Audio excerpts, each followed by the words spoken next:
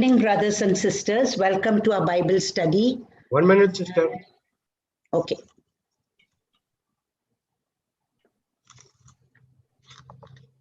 Yeah, you can start now. Good evening, brothers and sisters. Welcome to our Bible study. To some parts of the world, it is good morning. We are very happy to have all of you join us. We'll begin with the Rosary. So, in the name of the Father, and of the Son, and of the Holy Spirit, amen. O most holy Virgin Mary, Queen of the most holy Rosary, we ask you to inspire us and give us in our hearts a fervent love for the recitation of the Rosary by meditating on the mysteries of the redemption that are recalled therein. May we obtain the graces and virtues that we ask through the merits of Jesus Christ, our Lord and Redeemer. Amen. Our Father, who art in heaven, hallowed be thy name. Thy kingdom come, thy will be done on earth as it is in heaven.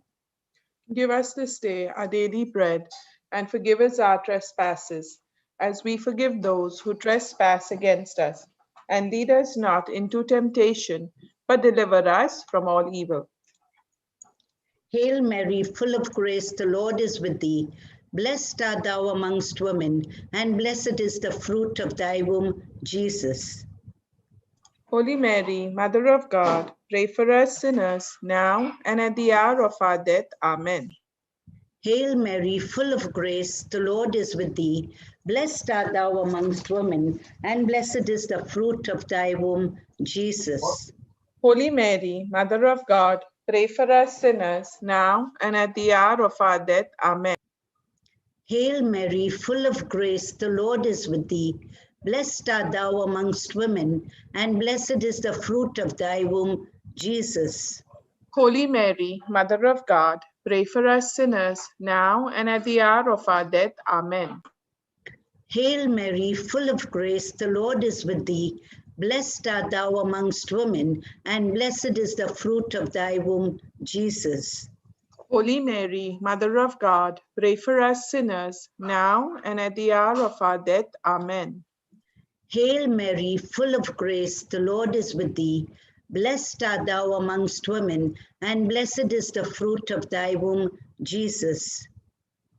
Holy Mary, Mother of God, pray for us sinners, now and at the hour of our death. Amen. Hail Mary, full of grace, the Lord is with thee. Blessed art thou amongst women, and blessed is the fruit of thy womb, Jesus. Holy Mary, Mother of God, pray for us sinners, now and at the hour of our death. Amen. Hail Mary, full of grace, the Lord is with thee.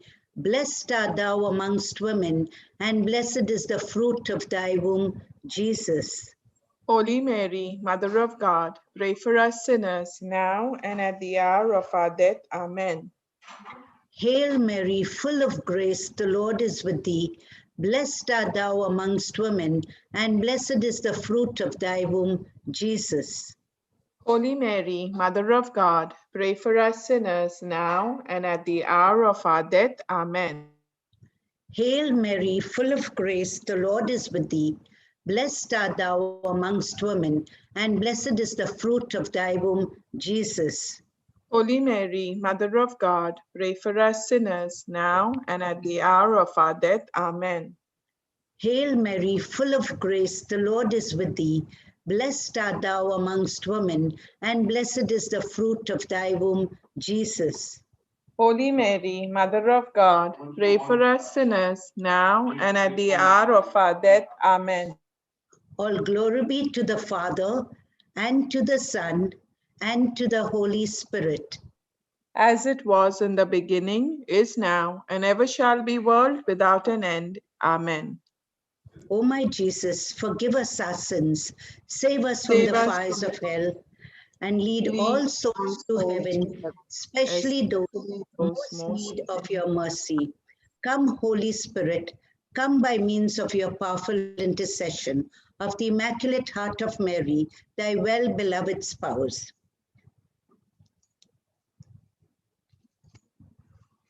Today, As we are preparing for the feast of the Sacred Heart of Jesus tomorrow, we pray, fount of love and mercy, to touch our hearts so cold and so ungrateful, and make them, Lord, thine own forevermore.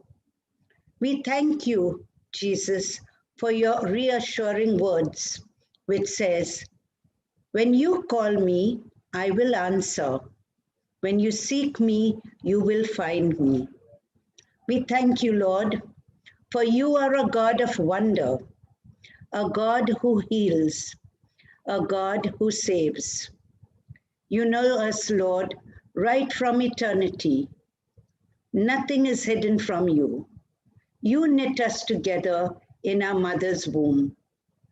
Such knowledge is too wonderful for us, too lofty for us to attain. Jesus, as we are gathered here, we seek your face. Lord, we want to experience your love and your presence. Teach us today, Holy Spirit, how we are able to listen to you.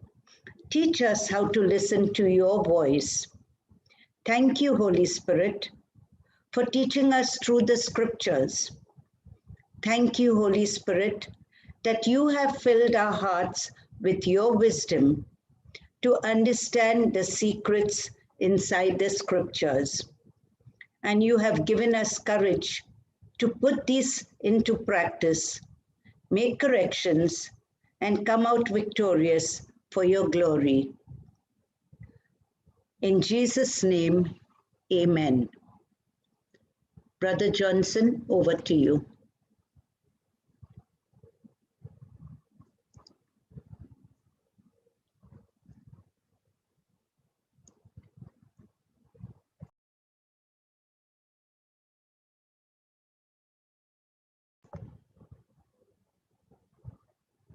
Brother Johnson.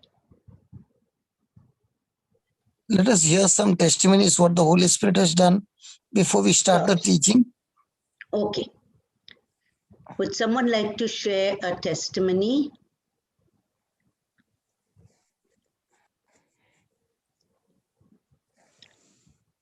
Come on, someone. Let's share some testimonies. Yes, Elizabeth. Brother, could you please unmute her? Okay. Good evening, everyone. Good evening. So I've been following the group for a month now, and I've been trying to practice what I listened to Brother Josh in the class when he says that our harvest is not what we see so for us, but we have to hope that we will hope to see, our harvest flourish in others people. So I've been working since I came to Canada. I've been working for this woman who has a big business, and I always been kind of intimidated by her. And on Sunday she called me, and she was a little bit sad. She's been having troubles with her son since her son was a teenager, and he moved out, and they don't really have much communication. But her son had a baby, and the baby is going to be a year old tomorrow. So she's really sad that her son was avoiding her messages. So when she called me on Sunday, I started preaching to her for the first time ever. I know her for maybe 6 years.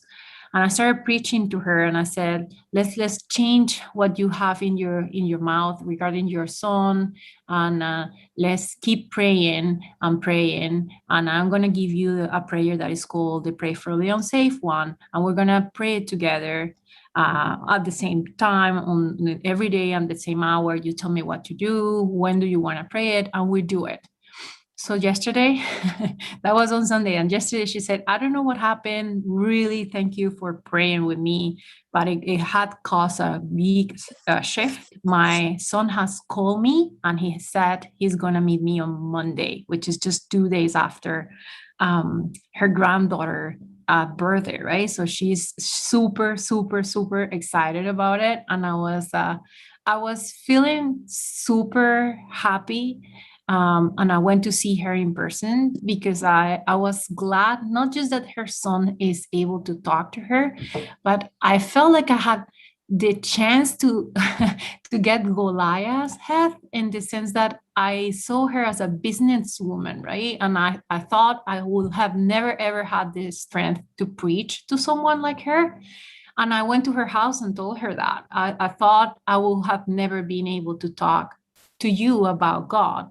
And that's why I'm coming in person to see you, not just because I'm happy of the shift with your son, but because I know that the change in your life is going to be super good. And I know that I kind of feel that now, through her miracle or through her test, I've been given the opportunity of having more faith.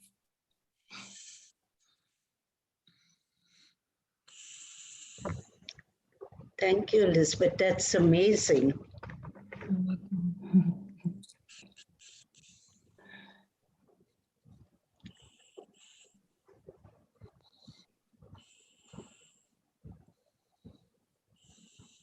Brother Johnson, would you like to say something to her testimony? I started teaching. Praise God. Praise So, God. so somebody can discuss the testimony that she shared, because I don't want myself only to be the lone person talking. I want everybody to contribute. Then only the meeting will become fruitful, Baba.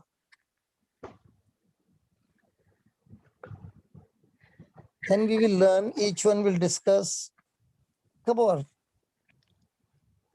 I like the way you took courage, Elizabeth, and you went and you spoke to her, although you thought she's a businesswoman, but with the power of the Holy Spirit and with your courage, you changed something in her and you gave her so much of joy and peace. Thank you, Elizabeth, for that.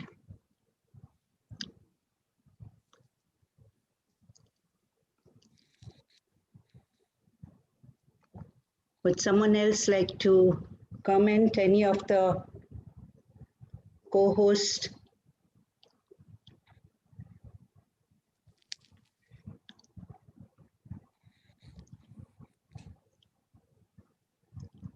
Anyone else has any testimony you would like to share?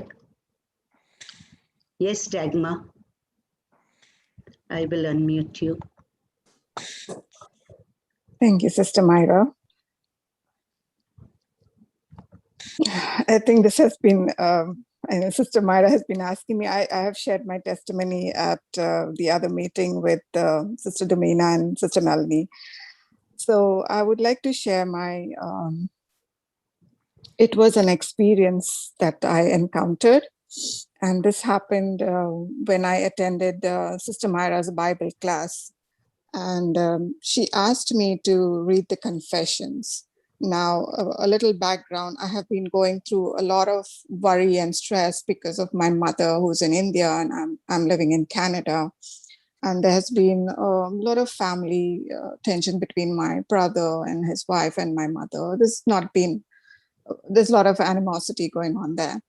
And in January, my mom actually was diagnosed with breast cancer, left breast, and she underwent surgery in February.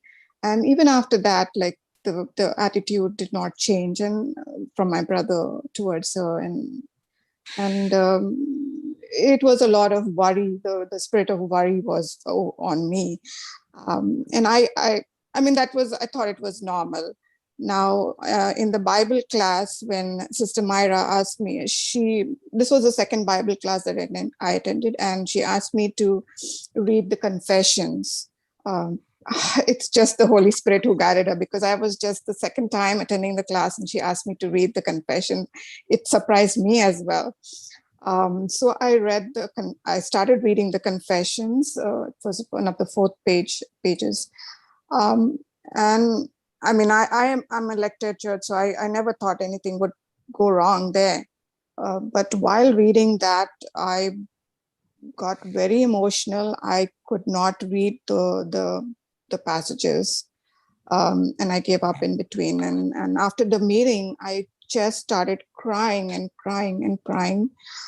I didn't know what was happening to me. And then next 2 days as well, I was crying, and I couldn't get an opportunity to discuss with Sister Myra. So this happened on Saturday at the Bible class. Then on Monday, now I had been listening to talks, JCILM from January, and I have been listening to all the passages, and Sister Domina had given me the healing 101 healing scriptures. I've been saying all those scriptures, and especially for my mom, the healing scripture of Jesus by the stripes of Jesus, my mom has been healed. The surgery was successful, everything was fine. Sorry, I'm going all over the place. So after when I was crying, I didn't know, like I couldn't stop crying, like everything, I didn't know what was happening to me. And when I spoke to Sister Myra, she gave me this passage. On the Monday, I spoke to her, and she told me, Dagmar, just stop everything and just sit down in front of Jesus and, meditate and be calm and just listen to him. And she gave me Luke 4:18-19. And when I read that passage, it struck me, because that same day at church, it was Isaiah 42:1-7, was the same passage at Mass as well. So I'm like, this passage is for me. And that night I sat down and I kept repeating the passage, and I was still crying. All of a sudden I felt peace, and I felt Jesus telling me, do not fear. Your mom is healed, like, do not be afraid. You have asked me, and I never turned down anybody who asked me. You asked with your true faith and asked me, and whatever I say, like, you do, like. So I got that assurance, and that is calmed me, and my crying stopped after that. So it was an experience that I realized, like, all this time I was only praying, and, worrying about things and why this is happening. I wanted to be, sacrificing myself for the things that I was seeing in my family. And I'm a person who always wanted to bring peace, and, cannot see this happening. And I realized only then that it's just the word of God which will bring healing, and, trusting and believing and saying it loud also. I never knew that I had to say these loud and, have faith and believe, and it is. And now I know that's the formula. And not that I don't get into very, like, if I do, get into, and I've started writing down scriptures that are related to my situations, and I keep professing those, and it's helping me a lot. So I'm still into it. It's a long way for me, but it's helping me. And I've learned that it's only the scriptures. And also there are I've been saying the unsaved love prayer. And one of the days my sister mentioned to me, she's saying, she also was like getting very irritated and all, because a lot of stress came on her because of my mom being with her.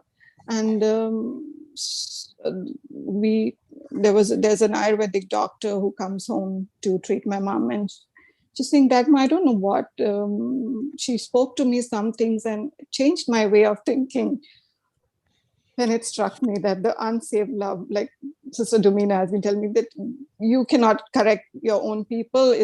God will send his own laborers. And then also the other passage that I've been professing is Isaiah 60:18, violence shall no more be heard in your land. And my brother also, after a month, he called and he visited my mom, and he spoke very nicely. So things it's manifesting from all what I'm doing. Thank you. Praise God. Praise God. Praise God. Thank you, Jesus. Myra Beatrice also has her hand up. Yes. She's got an unmute. Beatrice, Would you like to? Yeah, I have a small testimony I would like to share to glorify my God. I have a relative who stays in India, and I reached I had seen him a few years ago, and I knew that he had a heart attack, which led to some kind of thing that he could not move or walk. But after that, after a long time, I thought he had already recovered. But just 1 or 2 months back, I realized that he is still in bed and cannot get up. He's got a paralytic stroke on one side. So I called him just to talk to him and just to talk to his wife and just to get a feel of what's happening. And then we prayed a little bit. I asked him what does he want. Like he said, I want to be independent, just like I was, because he's very young and he got paralytic stroke. He cannot move. He's totally dependent on his wife. So we prayed, and I shared the scriptures. I shared the divine exchange, faith, all those videos with them. And I also told them to repeat the spirit of the Lord is upon me. God himself has anointed me, filled me with his love and set me free.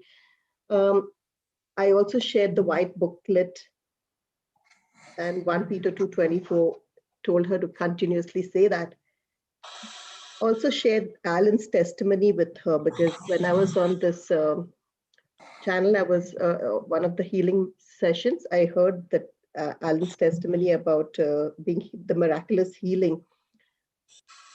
But before that, I just called them to check how he's doing, because I had also told them to start reading the Bible from Matthew, Mark, Luke, John, and if possible, to cover it within 15 days. I know it's hard for her because she has to do all his work and she has to run a home, and it's very hard, but she said, I will try my best to do it. When I called her, she had started reading the Bible sincerely from Matthew in Cockney, and she told me, I am so excited to share some news with you. And I was so happy to hear that he has started sleeping well.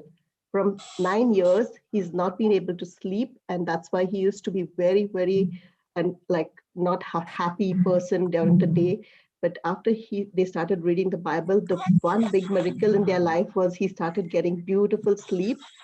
Second, the wife, who was in a lot of fear all her, like so many years, she had this fear of everything in her life. She said, I'm not having any fear anymore. I'm not worried about COVID. I'm not worried about my children. I'm not worried about anything now anymore. And the third miracle that happened in her life was her son, who was looking for a job. He got a job. Actually, I had also shared scriptures with him on what Sister Marina had shared with us some time back. I'd shared scriptures with him, and I'd been counseling him because he was going for his interviews and he was worried that he was not getting the stuff that he wanted. So I told him, just keep thanking God, because I shared the entire scripture. And this is my small testimony. This family is doing well, and I'm really praying. And I know that Jesus has already healed him, and he's going to start walking soon.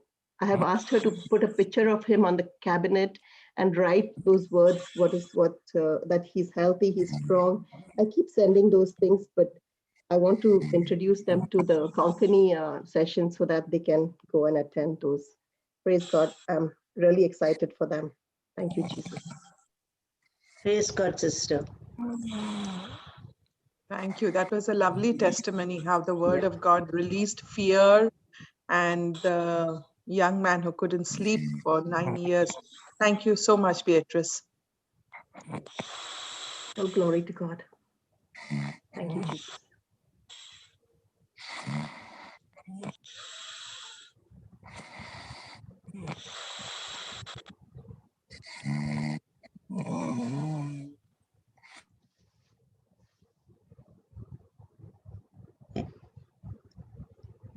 Anyone else would like to give a testimony?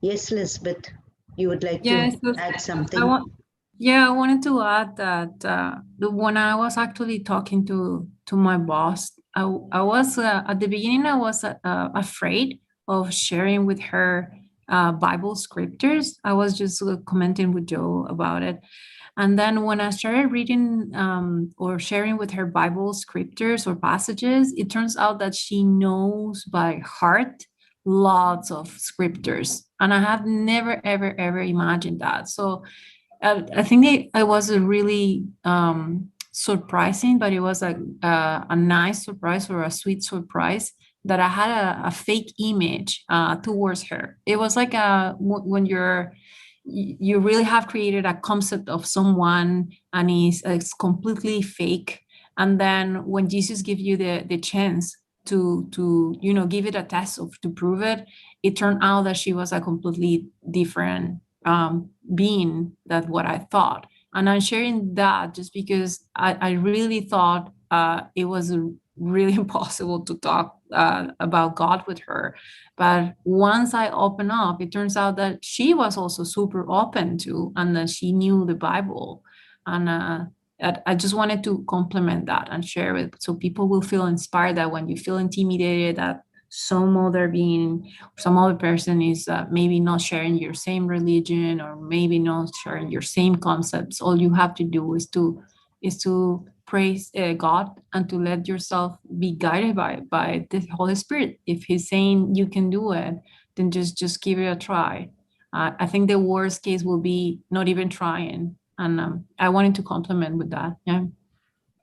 So Elizabeth, Yes. how did you approach this person? Because I have somebody who's got cancer, and I did he told me to send an email with all the teachings. I sent it to him, but after that, he hasn't talked to me about it. So now I'm very reluctant to approach, but I'm asking the Holy Spirit to guide me. How would I go about, how did you go about it? She actually called me on Sunday, and I noticed a change of voice on her, the tone of voice, and I sensed that she was sad. And I was just asking simple questions, right? And to be honest with you, so I've been trying to listen to the teachings, and when she asked me, what should I do? It was tempting for me to say, you should do this and this. But I told her, you should just talk to God and ask her for the answers. But when she said, I don't know what to do, I'm lost, I remember I repeated a phrase that I really liked that Brother Johnson says, that I said to her, if you're lost, that's the perfect spot. I remember that phrase exactly. If you're lost, that's the perfect spot. If you're feeling weak, if you're feeling down, that's the perfect spot, because that's when God is closer to you and Jesus is closer to you. You don't have to know the answers. You just have to tell God that you don't know what to do and that you're going to put this on His hands, and you have to already decree that the miracle has been done, that is done, and all you're seeing is just symptoms, and everything is going to be changed because your granddaughter is a new start. So we're going to decree together that this is a new start with your son as well. So it was actually that she was kind of ready. I felt in my heart she was kind of ready.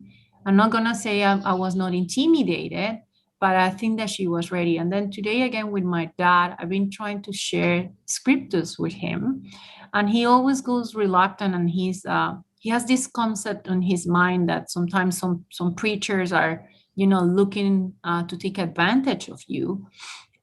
And then I went out and I was sad. I went out to my garden and I started praying. I started praying and praying, and I started thanking God for the gift of having a Bible in my life, and also having now the opportunity in these groups to have more understanding about the word, right? And then I called him back and I told him, I don't want to impose any idea on you, but I think that having more knowledge of the Bible is actually helpful for people. And then I started kind of, even though I didn't know the perfect name or the perfect reference of the passage, I started telling him, I think that you have been practicing the Bible, even though you don't read it, because you have given me the example in my life by doing this and this and this, and it's written on the Bible that's how, a good man proceeds.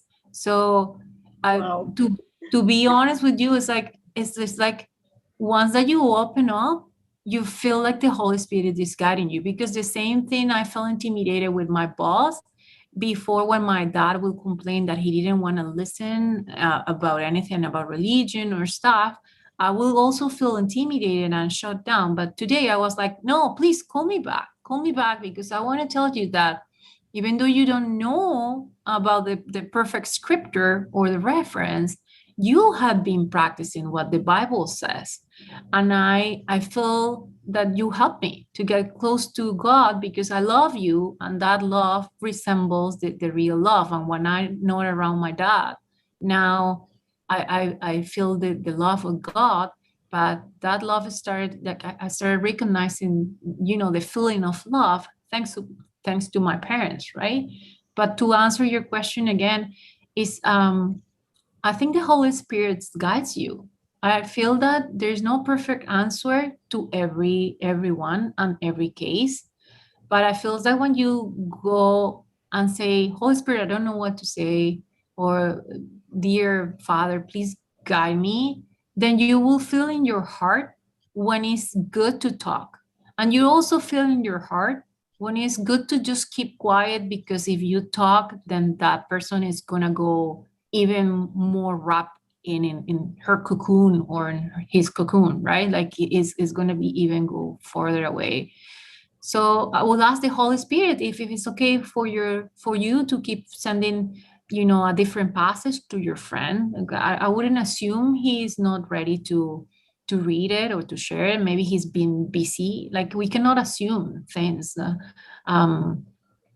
Just because he's not coming forward with an answer, it doesn't mean he didn't read it or he didn't move it. Sometimes when I read a passage, it takes me days to realize that I've been moved by it, right? And then the Spirit comes with signs and wonders and testifies to you that this is happening because I told you so many days ago that you were going to go through these steps or something similar, right?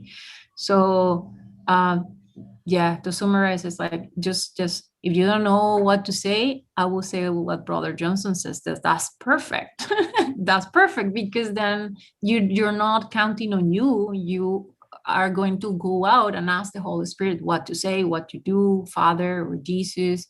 And then when the answers comes back and you see that it's working, and you see that, like me, I felt intimidated, but then I kept going and preaching to her. Then I knew the strength was not coming from me, because I know her from 6 years ago, right? So the strength was not coming from me.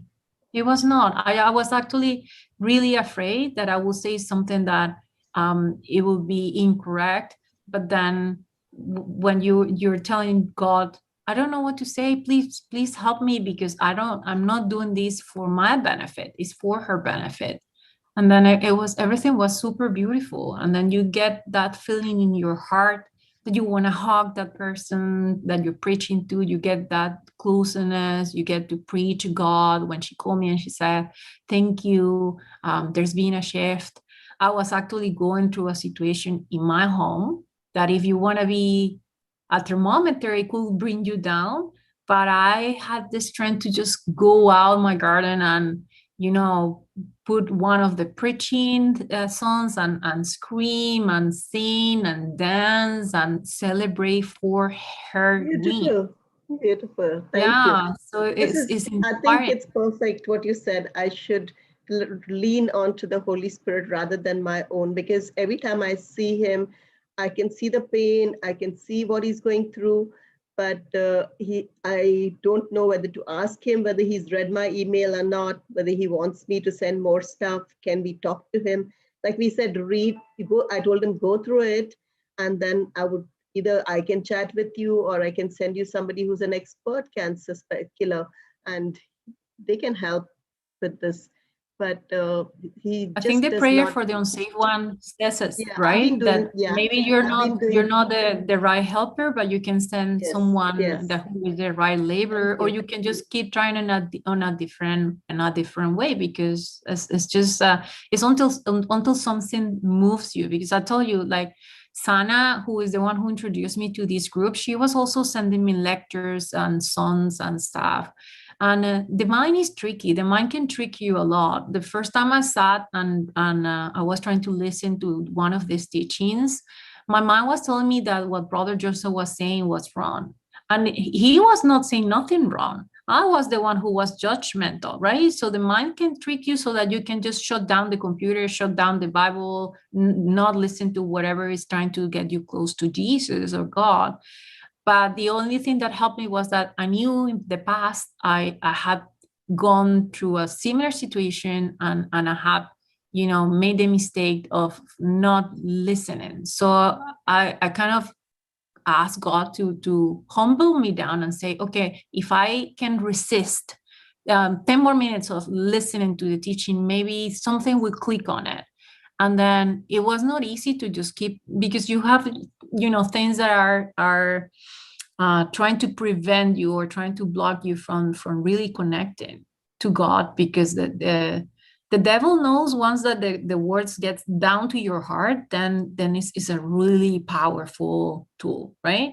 Right, yeah. So your mind is going to keep bombarding you. So I wouldn't be surprised that you are being bombarded with ideas that are not 100% real about his situation. Maybe he has read it, but maybe he has not been able to understand 100%, or he's ashamed to ask for things that he didn't understand. Or I will say the prayer for the unsaved one really guides you. It guides you because you're gonna see if the Holy Spirit wants to testify to you and want to show with signs and wonders that he's ready so that you can keep preaching to him, then you're gonna feel it in your heart.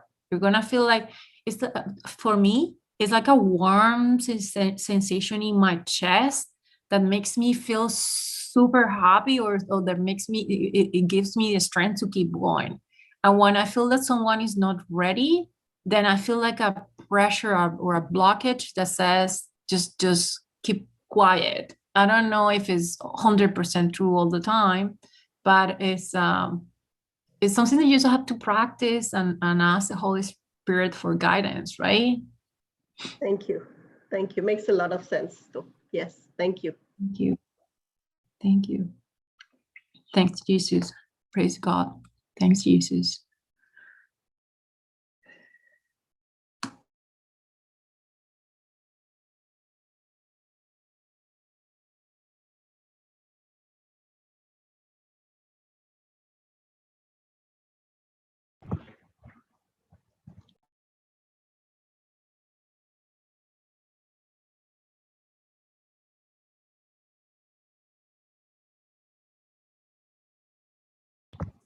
Praise God. Praise God. Sorry.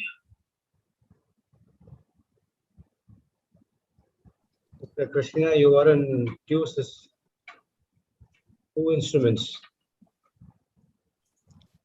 Yes, brother. Disconnected one from one. Sorry about that. Where's Sister Elizabeth gone? She's there. Very much. Awesome. Have we got any questions for her? Canada, are we in the house? Yes, we are here. Awesome. I'd like to ask Lisbeth how she came to this beautiful position of giving. Was it for Sister Beatrice who asked the questions? Yes, Sister Beatrice asked her the question. So, Sister Elizabeth, how did you get to where you are now to give Sister Elizabeth this courage and this ministry that you gave to her, what you just gave to her? How did you get there to give her what you gave her? I think it's being what Brother Joseph says of faith come through hearing, and hearing the word of God is working. And I did literally ask the Holy Spirit when I prayed for my boss to have the opportunity to be closer to her son, that the Holy Spirit will confirm to her that with signs and wonders that the miracle has happened because we have prayed together, right? So it's been a slow process. I'm not gonna lie. A couple of times I feel weak, or I feel sad, or I feel, doubtful. But then I've been listening to the teachings, and I'm still struggling to be able to go to the Bible by myself and read a whole passage. But then maybe I go and listen to another teaching, and I'm trying to be tuned to which teaching makes me feel happy, because there's so many teachings out there, right? So and Brother Johnson says, don't you overwhelm yourself with listening to 100 teachings. So what has been happening is that I've been trying to focus at least on one or two teachings, and then following the recommendations, because otherwise you're just jumping like a bee from flower to flower, and then you don't get to anchor in your heart none of the words, right? And then you don't get to experience what the Holy Spirit is trying to say to you through a reading. So just to be honest with you, to listen to the same class for 3 times, it's been really challenging for me. But I think it's just because I'm trying to say, God, I want to be obedient. I got this recommendation, I got these formulas, I got these tools, and I know they work because I'm hearing the testimonies.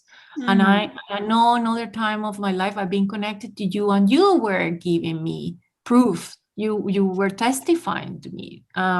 We do get lost sometimes, but it is a struggle. But to be honest with you, Christina, is going down in your knees and say, God, I'm sorry the times I refuse to hear your word, and I now want to come back, and I want to be obedient of the formulas these brothers and sisters are following, because it's working for them. So if it's working for them, it has to work for me, because it's written on the Bible. But it's a gradual process. It's not something that happens from the morning to the night, which is what I didn't understand when I started listening to the teachings. I wanted to jump out and help people, but how can you just be 100% ready to go out and help people if you don't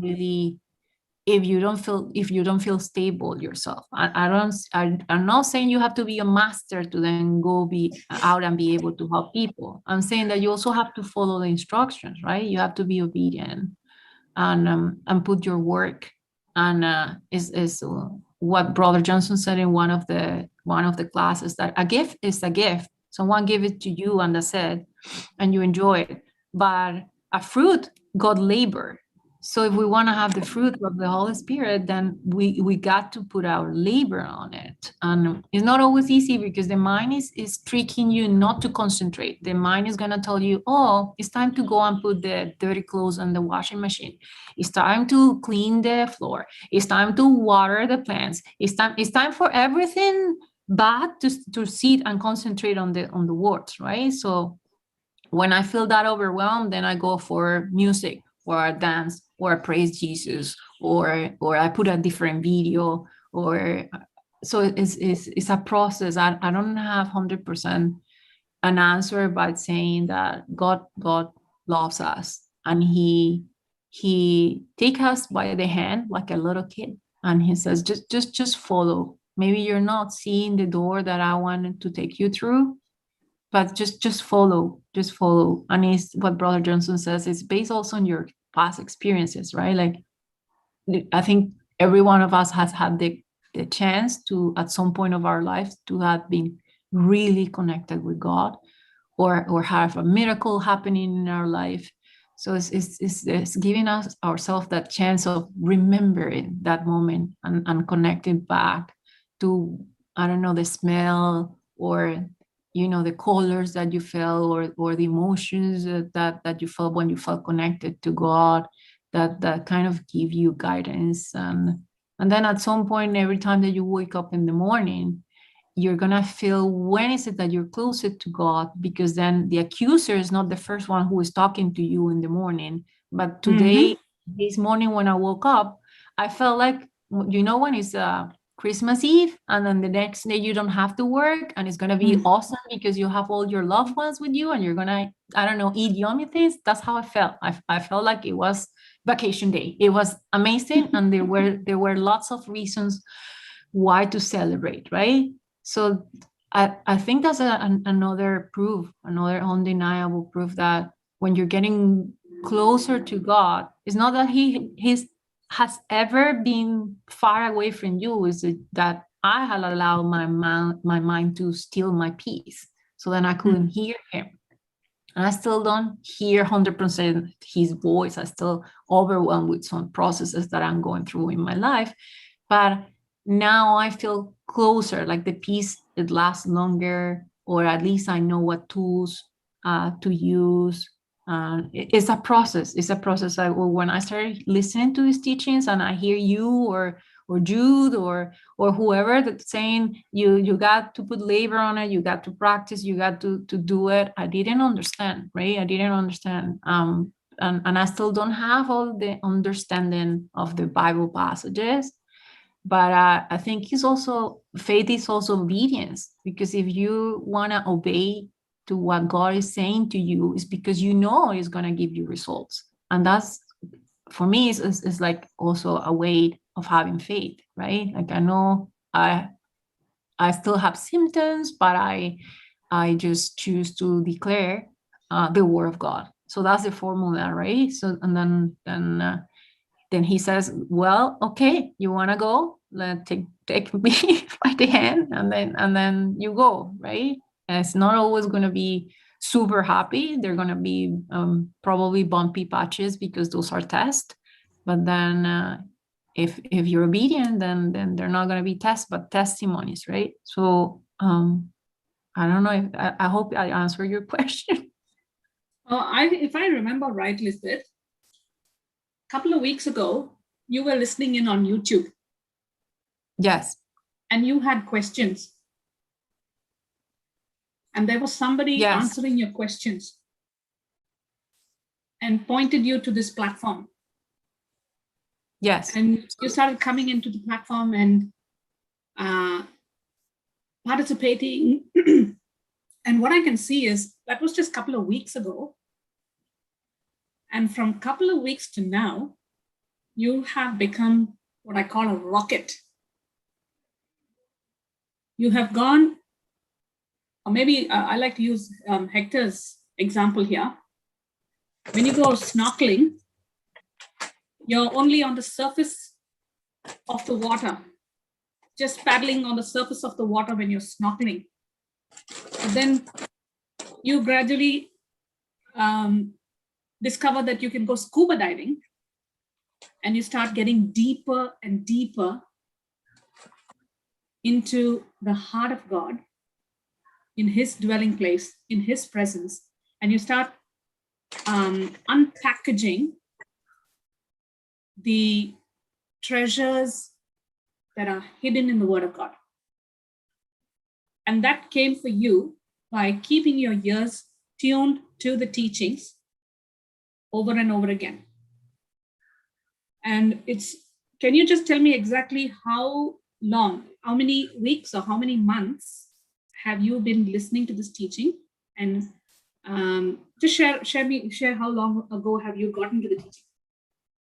I think if you want me to be like precise, I can look, because Sana was the one who sent me the invitation, right? So I can look at the first link she sent me, and it was before Pentecost, but it was just like a week or 2 weeks before Pentecost time. And she sent me the link, and I came late, but I came to kind of teaching on a Thursday. And then that weekend I went into the healing session with Jude and Jocelyn, and Sister Jocelyn pointed me to go and listen to the teachings on hardening of the heart. And she recommended me to go through the teachings of tongues, right? Speaking on tongues.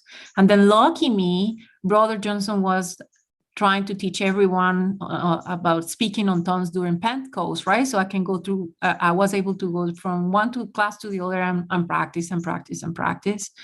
And so it's been maybe a month and a half, but I also want to share, because I know lots of people can benefit from it, that I was involved in another, down in my country, I was involved in another Bible study. And what happened was that it's sort of like the passage of Paul when he said that he was so jealous of the law that actually that law, instead of helping him, got him lost, right? Because he got, I don't know how to call it, but maybe egocentric about knowing the law better than others, right?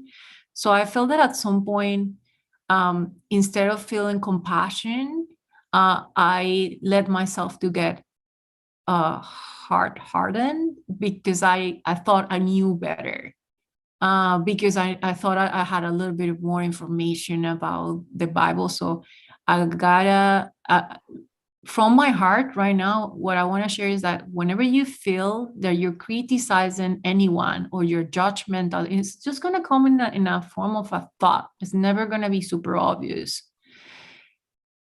Just go down to your knees, or go look up and ask for help, because that's not coming from God. And the moment you accept it and you say, oh yes, today she did this and this and she's wrong, and even though you're not saying you're better than the other person, when you're criticizing or you're feeling better than any other one, then you're putting yourself up and putting someone else down. So in the past, I had feel privilege of participating or knowing about God's word. And actually, instead of making me more sensitive, it made me more unsensitive, or more, I don't know, hardened. So then when I got the opportunity again, for all the stuff I'm going through my life, I did summarize. I'm still battling the symptom, because I don't believe it's true, the symptom of separation. But I also had to close my practice as a doctor, because I was also battling with depression. Then I think this was a call from God, right? He kind of he has never left me alone. And I'm not gonna say God caused my separation, because we know the devil does that, right?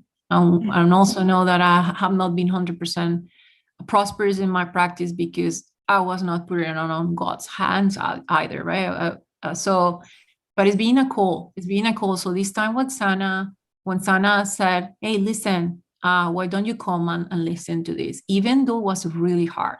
It was really hard to listen to Brother Johnson's teachings. And my mind was judgmental of whatever he was saying, or whatever Jocelyn said, or the attitude that Jocelyn said. I know now that it's the mind, right? It's the mind, or it's the devil trying to implant you with thoughts that are not from God.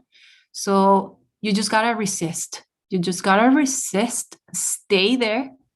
And then the devil says that you're getting stronger, and then he flies away.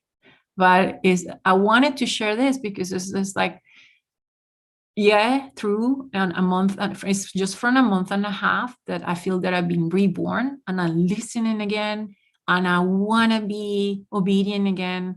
But it's going to be also a lie if I tell you that it's the first time that I've been given this opportunity. And I'm just sharing it because there's a lot of people coming to this platform that sometimes we have been involved in other groups or other Bible studies, and then we tend to go lazy, maybe, I don't know how to call it, or we like we tend to let this word to overwhelm us, and we go and get occupied just with worldly things, right? My work, my family, the food, whatever, and we get lost. And then you get again the opportunity. And I just want to emphasize again that when you get again the opportunity, it's based on your past experience as well, that you say, okay, I went through this in the past and I decided not to listen. So this time I just have to hold, even though I'm not understanding what they're telling me right now, I just have to stay here. And then the word of God is powerful. It will just it's like a surgery. It is a surgery.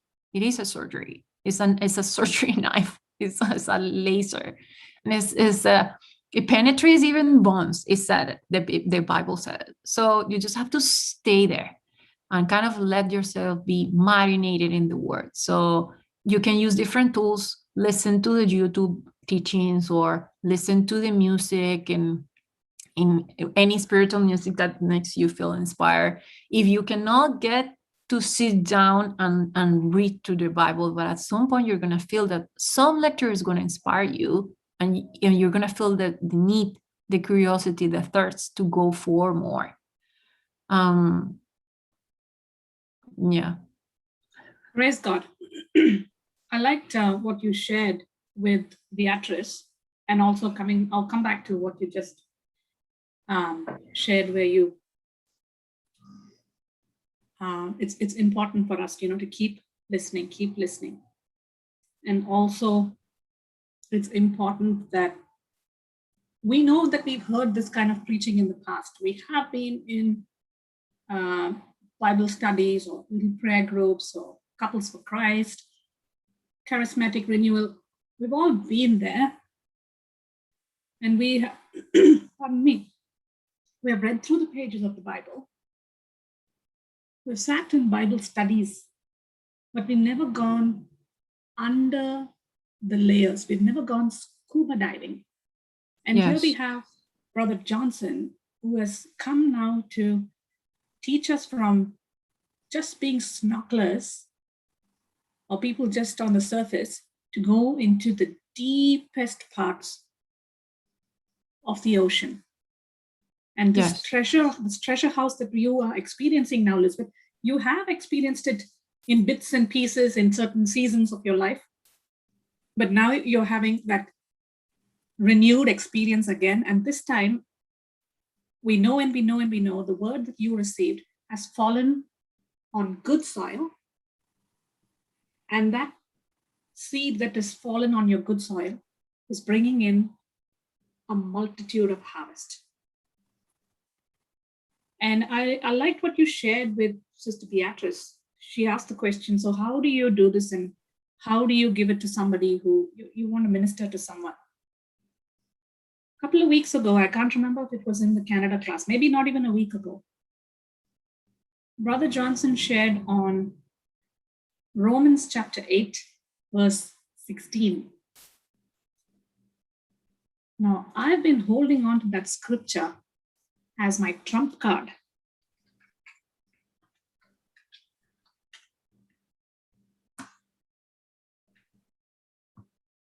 So, Elizabeth, can you read that? Or maybe Beatrice. I would like Beatrice to read it.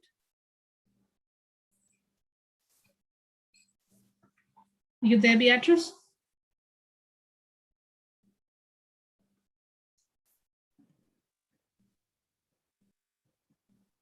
Need to unmute. Hello. Sorry, which verse did you say? Because I just... Romans chapter 8, verse 16, and it's on the screen.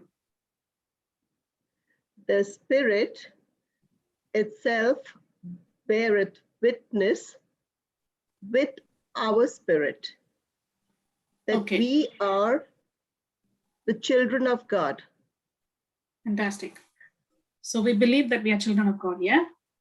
Absolutely, yes. So, and what it says here is the Spirit bears witness with our spirit. So when we are often trying to minister to someone, it can be our loved one. It can be as simple as saying, can you put the garbage out, please? And you're telling them every day, you have to tell them, you have to tell your children, can you do your beds without me having to tell you? Can you put the dishes away? Can you take the dog for a walk? Every day, that's a chorus that we have to repeat to somebody, and we are thinking in our head, what's wrong with these people? Can't they just know and do these things without me having to tell them? Now, in that moment, we are operating in our self-effort, and we are sweating, huffing and puffing, carrying all the weights and saying, when are these people going to change? How are these people going to change? But look at this trump card that we have in Romans 8:16. The Spirit bears witness with our spirit. So my family in Christ, if we have been laboring and getting tired in that laboring of bringing someone, we literally feel like we need to catch them by the neck and say, hey, you need to come to this Canada session. You need to come to the Melbourne breakfast. You have that ardent desire in your heart for them to be there. But before they can, we need it. We need the ministry. We need the understanding of the Word of God. And now, when we have received it, we are able to go and live exactly the word that and the understanding of the word that we are receiving. We're able to live it in our homes. And the Holy Spirit is taking that word, what we have listened to, and helping us to bear witness. The Holy Spirit is teaching us how to teach the family to come into the garden of God. How? By not even preaching a single word. By our acts of love, by responding in love. So what is our response? We will have so many tests that will come and stand up right in the face and look at us and shake us in our knees. But what is our response? In the past, okay, we never knew. We'd open our mouth and agree to every bad report. The doctor said this. Oh, the doctor said this, so I got to do this and I got to do that. We've agreed with the negative report. Or the report came from the child's school saying the child is not performing well. We agreed with that report.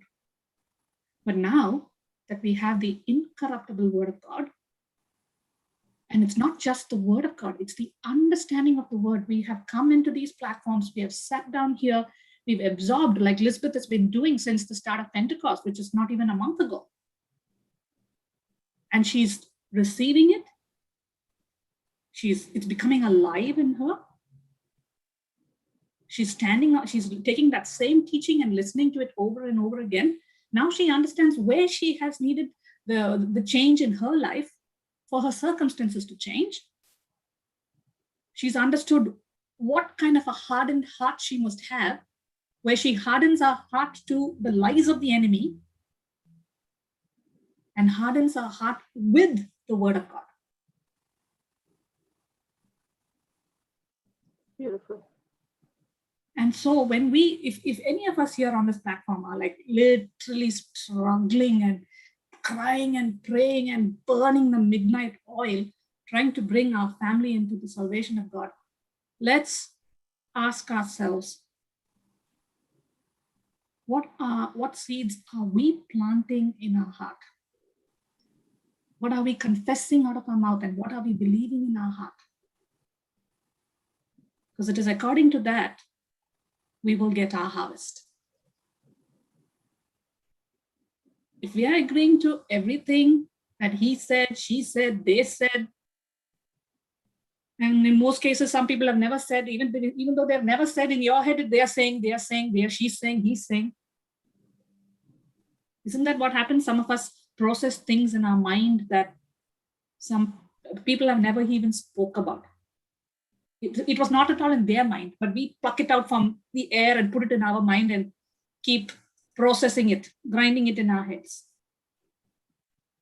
Very well said. That's correct.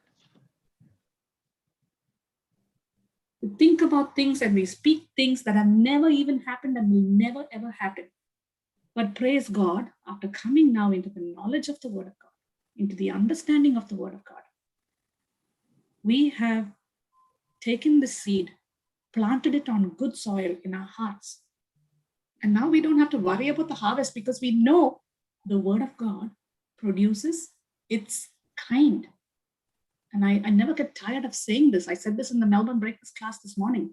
If I sow a mango seed, I am not going to get coconuts. Is there anyone here to dispute that if I plant a mango seed, I'm going to get coconuts?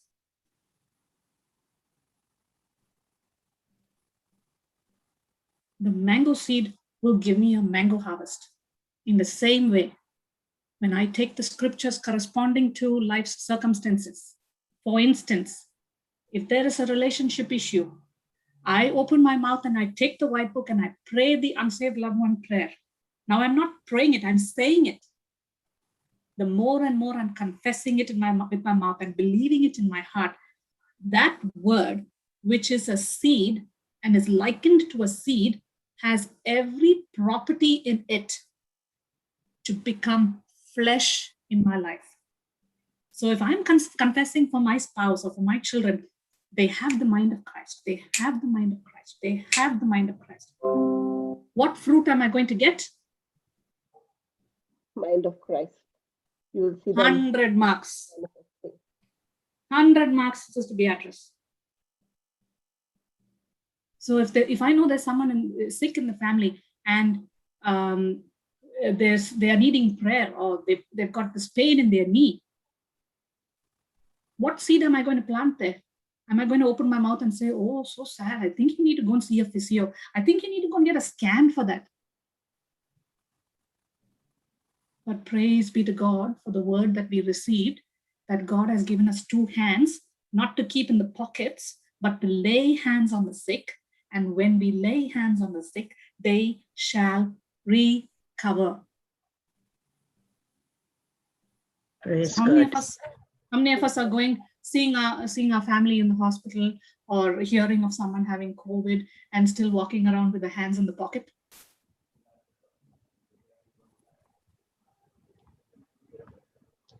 Aren't each one of us getting convicted with the word of God to change the way we think?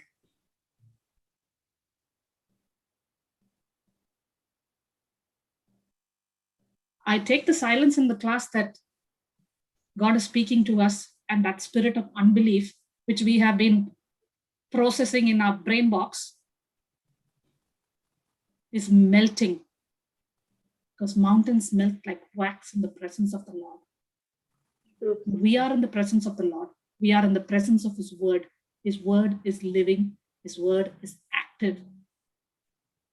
That mountain is getting churned up, destroyed from the root.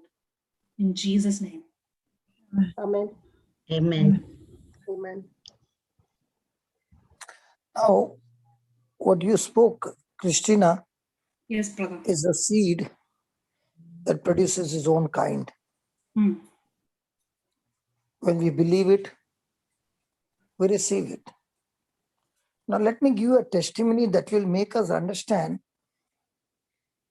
how different it is and how different we understand it, and how our harvest is stolen by the enemy through a testimony. Yes, Then we brother. will know what are the corrections that we need to make. See, Jesus always shared spiritual things with parables and examples.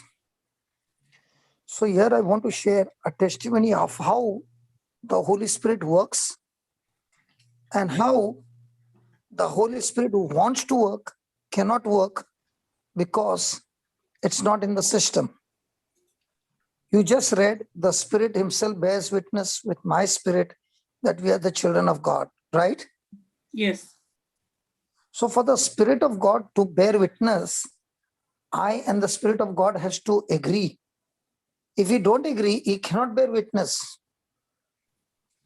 Okay, let me give an example. Here is a mother who is crying and crying and crying. She has been going to counselors after counselors. She has been praying hard. She has been fasting. And she comes to a conclusion that her family is destroyed, her home is destroyed, everything is destroyed, and she's totally broken. So the counselor says, okay, stop crying. Tell me what has happened. So she says, I've got 7 sons and 1 daughter. And this daughter of mine has become a hippie. Now, she has gone so insane that she goes and sleeps with the friends of her husband, of her father. Okay. She sleeps with the friends of her brothers. She goes from hotel to hotel, from dance hall to dance hall. And now she has become such a shame to the family. Now, the husband can't go to the office because he's so much embarrassed. The son's the same. Now, their life has become so miserable that they don't want to live in this house anymore. The mama is the only one praying and crying out to God to help her. And she has come to a prayer that she's saying, God, if you can't change her, at least kill her. So if she's dead, at least this problem will stop. We cannot do anything else. So the counselor looks at her and says, will you please stop crying? And he says, you have been praying. I can see that you have been praying, but God has not answered your prayer. Then he says to the mother, the reason he has not answered your prayer is because you have given him a wrong mindset or a wrong picture of a blueprint of your daughter to him. In your mind, you were always submitting to the Holy Spirit or to God the picture of your daughter as a prostitute. Weren't you having the picture of your daughter as a prostitute? And she said, yes, that's exactly what she is. She is a prostitute. So if you are looking at her as a prostitute, and in your prayer, you're looking at her as a prostitute, and you're presenting to God your daughter as a prostitute, how can things change when the picture that you have of your daughter is so very bad based on the facts? So you must clean the canvas of your imagination, and you must start drawing a new picture based on the word of God. Right. So she's saying, how can I clean the canvas when the canvas is so dirty? She's so ugly, she's so wretched, she's destroying so many lives. And how can I stop talking about a new picture when she is so much miserable?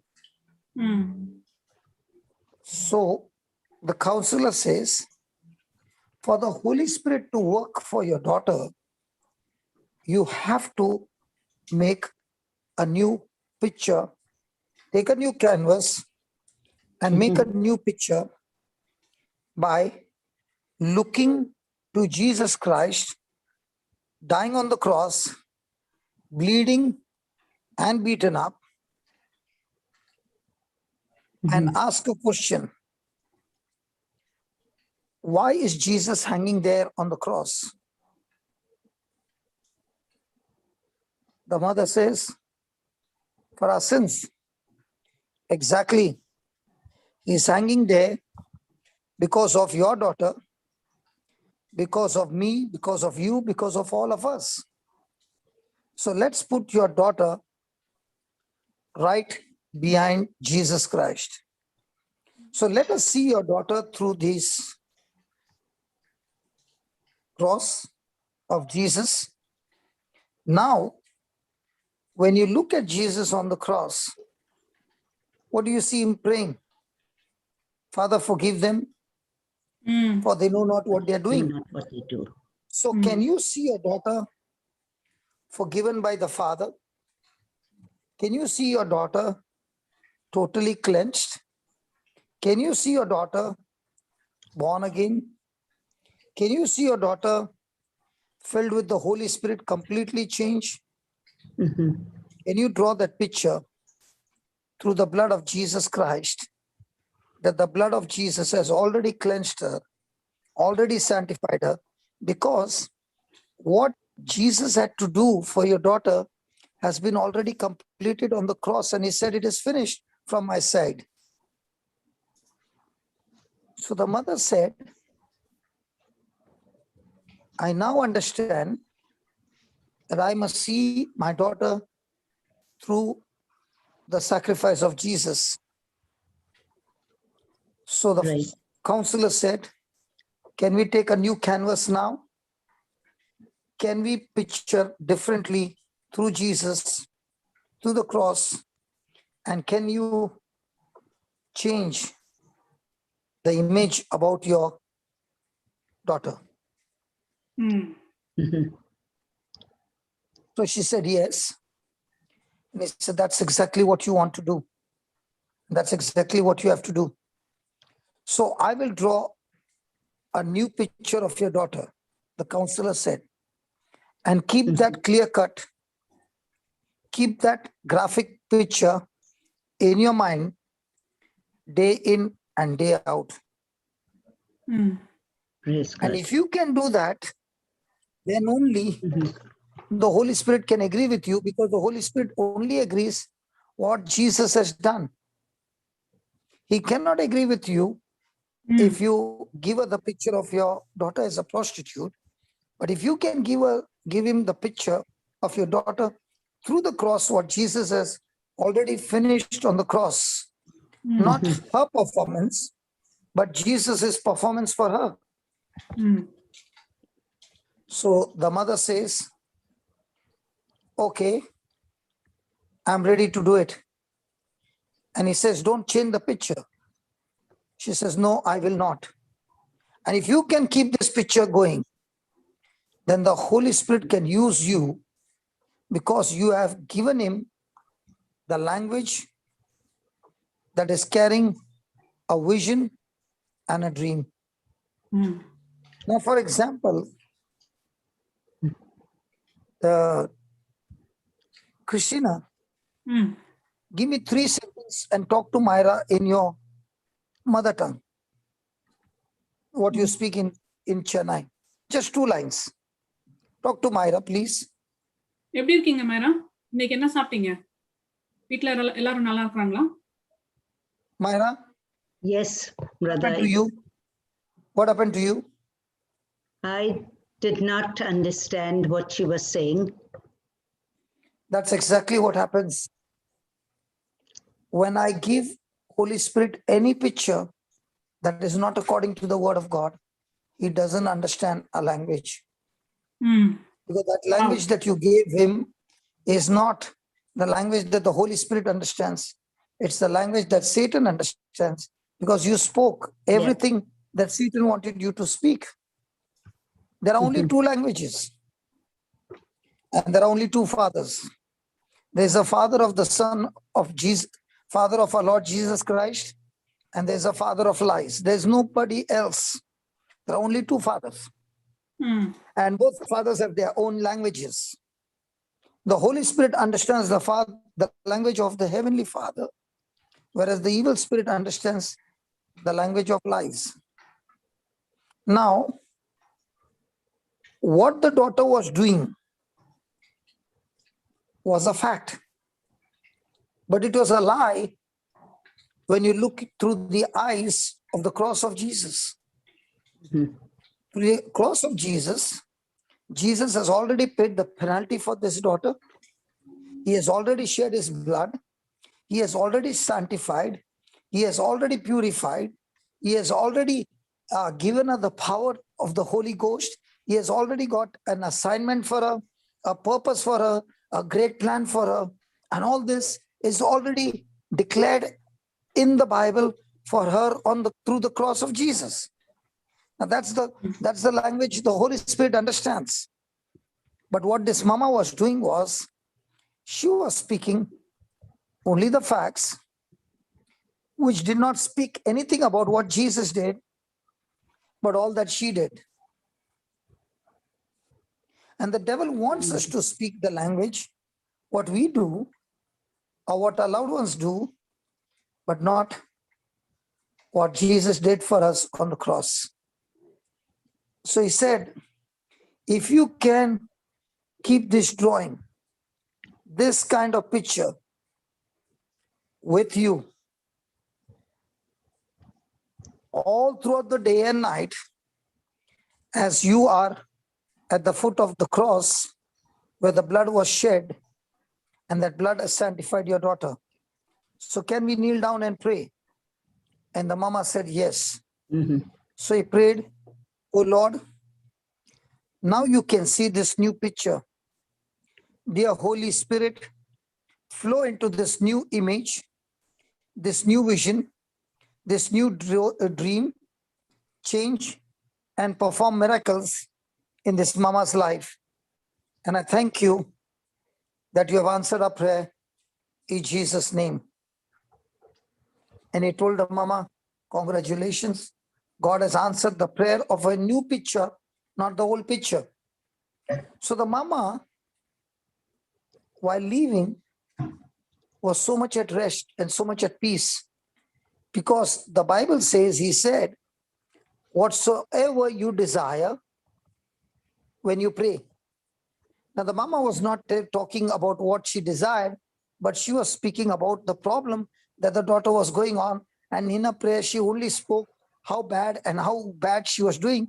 But now she spoke a desire, believing a desire that her daughter is a woman of God. Praise God. Praise God. So she was full of smile because she now understood what faith is. She has spoken now the language of the Holy Spirit, giving the Holy Spirit this new image, this new vision, this new dream, and said, Holy Spirit, thank you very much for changing from the old picture to the new picture. Thank you for performing this great miracle. Amen. Now, there was no more crying, for the image of her image of a daughter had changed.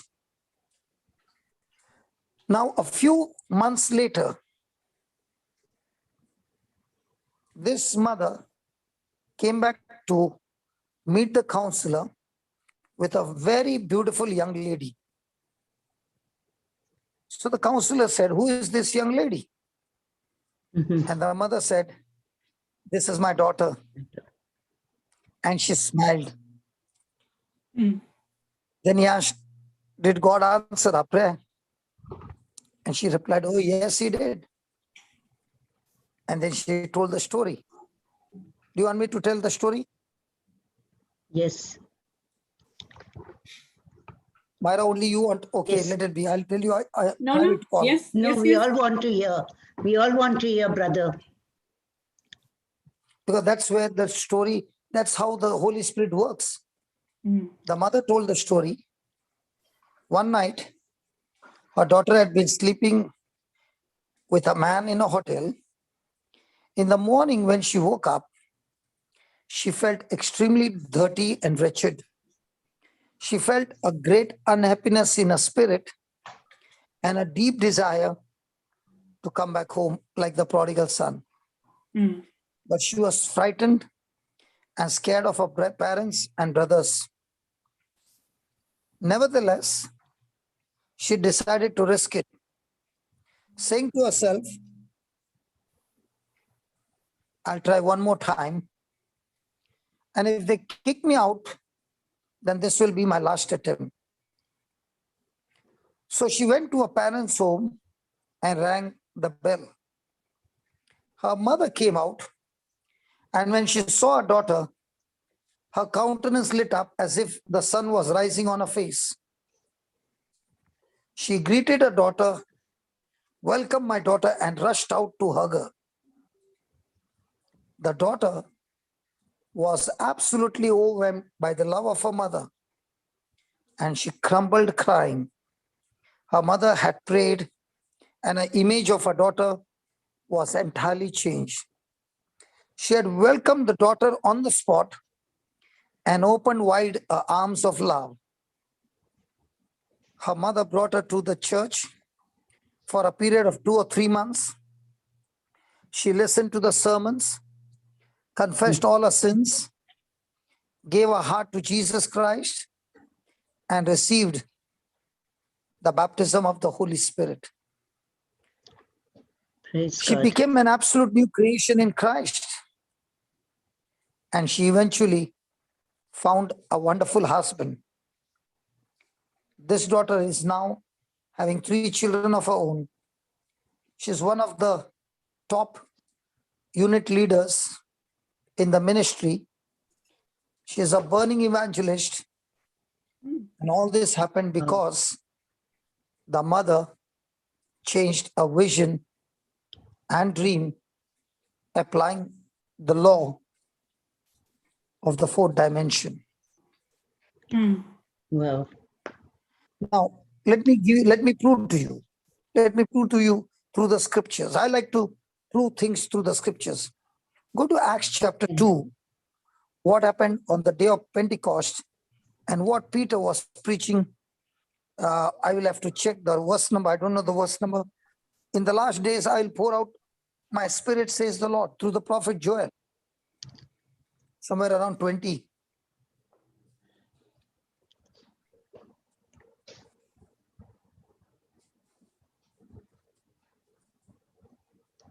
Okay. 18. Thank you. 16. Thank you. 16.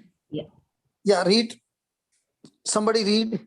but this is that which was spoken by the prophet Joel, that it shall come to pass in the last days, says God, I will pour out of my spirit upon all flesh, and your sons and your daughters shall prophesy, and your young men shall see visions, and your old men shall dream dreams. When will this happen? When I will pour out my spirit on all flesh. Now, what did the counselor say to this mother? Because the Holy Ghost is on you, the Holy Ghost wants you to prophesy according to the word of God. The Holy Spirit wants you to visualize and make visions according to the word of God. The Holy Spirit wants you to dream according to the word of God. Now, this will happen when God will pour out his spirit on all flesh. Now, has God poured out his spirit on all of us? Yes. Yes. Are we baptized in the Lord? Yes. Yes. Are we baptized in the Holy Ghost? Yes. Now, the question is, when you have your loved ones sick, what kind of canvas are you taking and going before the Lord? And when you are going before the Lord with the canvas of all your problems and giving it to the Holy Spirit, the Holy Spirit says, I can't understand your language, sorry. Wow. And the other person goes to the Lord, understanding the scriptures, understanding the truth, and he goes with more severe problem than this person, and now pours his canvas with the picture, writing, painting, everything, and giving it to the Lord. I know some of them whom I've said, if you get your test report with something very bad, that's your original test report, make a copy of the same test report, and wherever it is bad, cancel that and put the right figures. Now, what did you do? You change the canvas. You change the canvas. Now, lay your hand on that report and say, Holy Spirit, this is the new vision, new image, new dream, and I thank you. The change has taken, the creative miracle has been done in Jesus' name. Now, you gave Holy Spirit work to do with the right knowledge, with the right language of your faith. Amen. Now check out, when we are praying to God, and the Holy Ghost is the one who executes and brings forth the manifestation. Please remember, we pray to the Father. Jesus is the admin, who is the word, and the Holy Ghost is the executor who executes the word into manifestation. Now, when you come with a language which is not according to the word, the execution cannot take part in that execution because he cannot understand the language. Now imagine our intercession prayers, and most of our prayers are with the old canvas or new canvas. Old canvas. So we have to And that's change why it. we are studying for years and years and years and years. And we are feeling satisfied that we made a prayer without seeing the manifestation. Wow. So most of the time, that's why Jesus said, whatsoever you desire when you pray, he said, when you pray, be very, very, very, very certain that you don't come and pray what you don't desire. That canvas, the old canvas, nail it to the cross. That old canvas is no longer useful. It will not connect you with God, but it will surely connect you with the devil, because that's what the devil wants you to pray. True. That's why he said, put that Mark 11:24.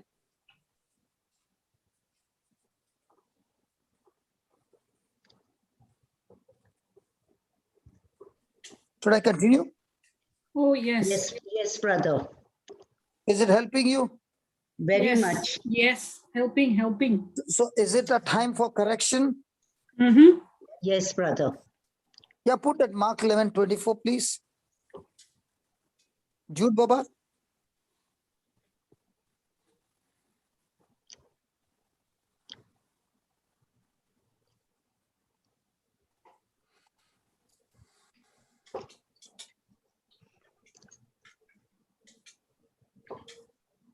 Should I read, brother?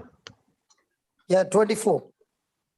Therefore I say unto you, Slowly, what thing- slowly. No. Go very, very slow. Okay. Therefore I say unto you, what things soever you desire, Pause. when What things soever you desire. Now, was this mama praying for the daughter what she desired before? No, not before. Afterwards, later. No, but before, what was the canvas? That was A the very wrong bad canvas. Correct? Yes. So now, whenever we come for prayer, do we bring our desires canvas or do we bring our problem canvas? Problem canvas. No, what should we bring now? We should bring our desire canvas, that what we desire. So from now on, will it be problem or answer canvas? Answer canvas. So do we need to make that correction, Baba? Yes, we do. Now, is that what things soever a blank check? Yes. It is a blank check because, Is it limited? no, unlimited. Fantastic. So can that what things soever be any canvas you want to paint? Yes. So is it scripture based or is it just, I'm just sharing something? No, it's scripture based. Okay. Read that again. Therefore, I say unto you, what things soever you desire, when you pray, believe that you received them, and you shall have them. so in this testimony that I shared, did the mama do Mark 11:24? Yes. How many people who pray in our everyday life pray Mark 11:24 according to what is written or according to the old canvas? Old canvas. Now, when Christina shared that, how many times should I tell you, pick up the dish, do this, do that? How many times I should tell you, ta-da, ta-da, ta-da. Now, what is your canvas at that time? Old canvas. So most of the time in a marriage, when we look at a spouse, what kind of canvas do we have? The old canvas. Hmm. What do we have a canvas regarding our in-laws? Hmm. Same. What do we have a canvas regarding those who are against us? Same old canvas. In your office, your boss who is really gone crazy.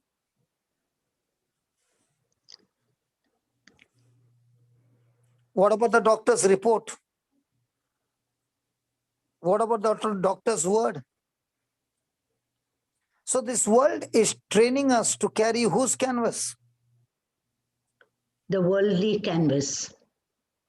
And Jesus is showing us and he's telling his disciples, if you saw that full-fledged tree die within 24 hours, let me tell you the secret.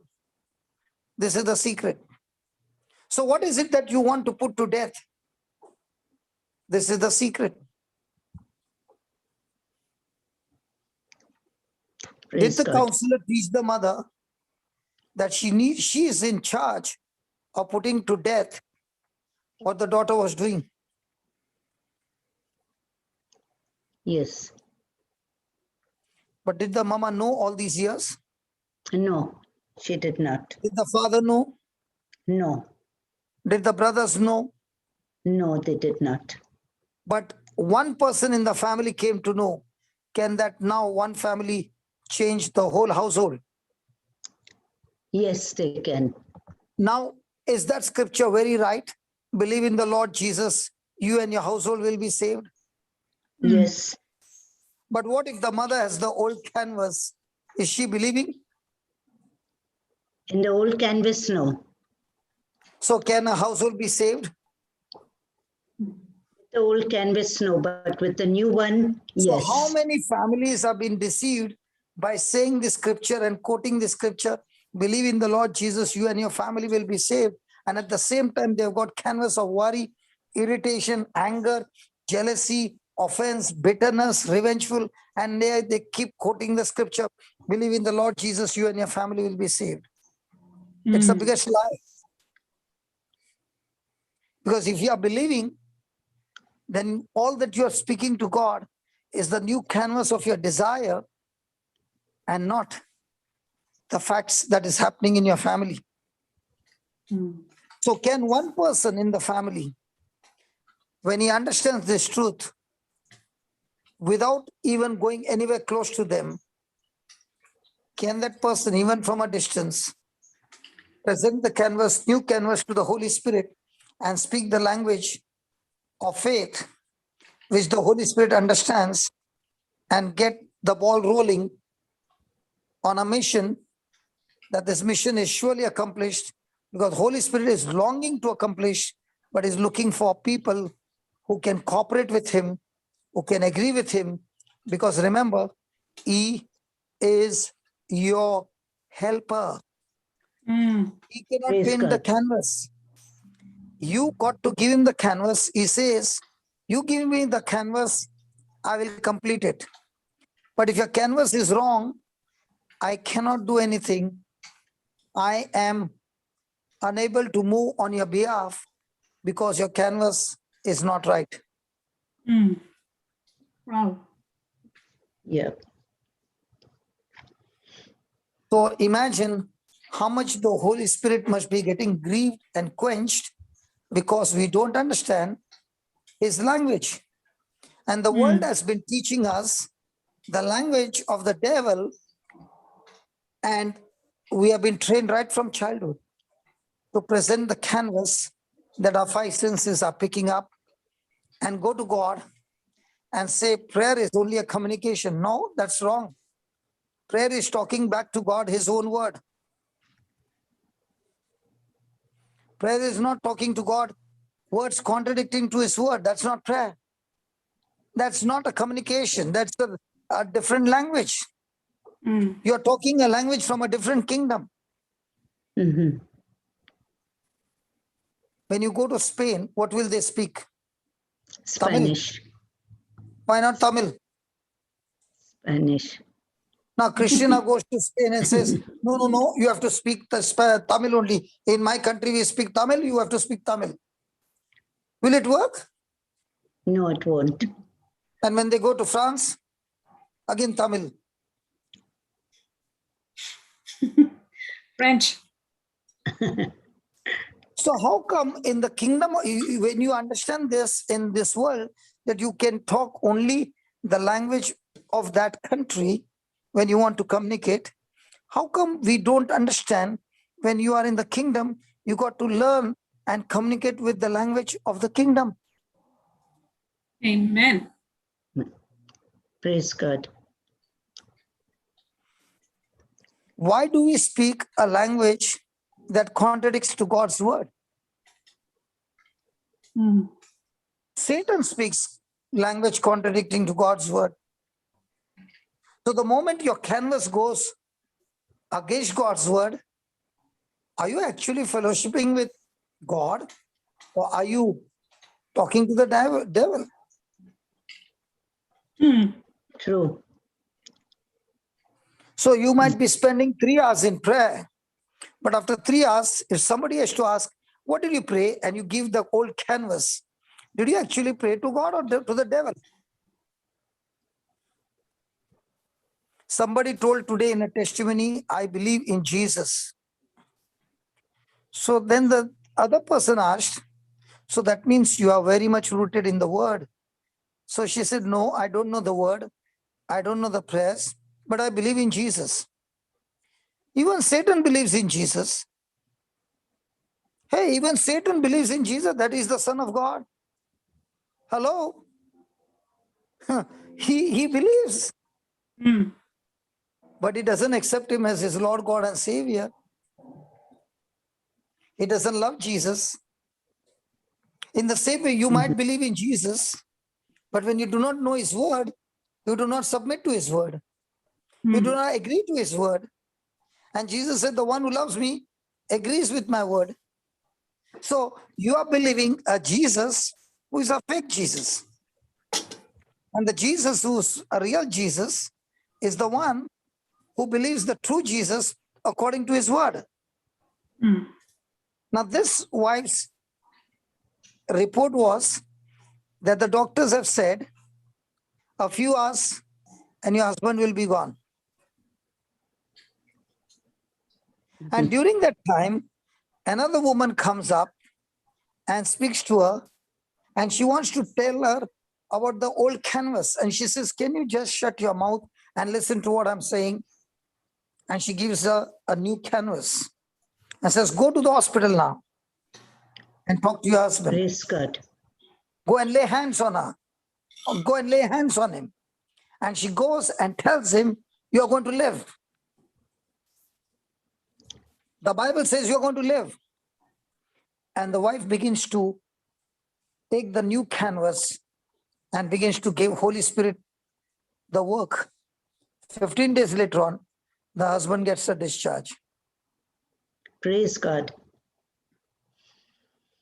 Thank you, Jesus.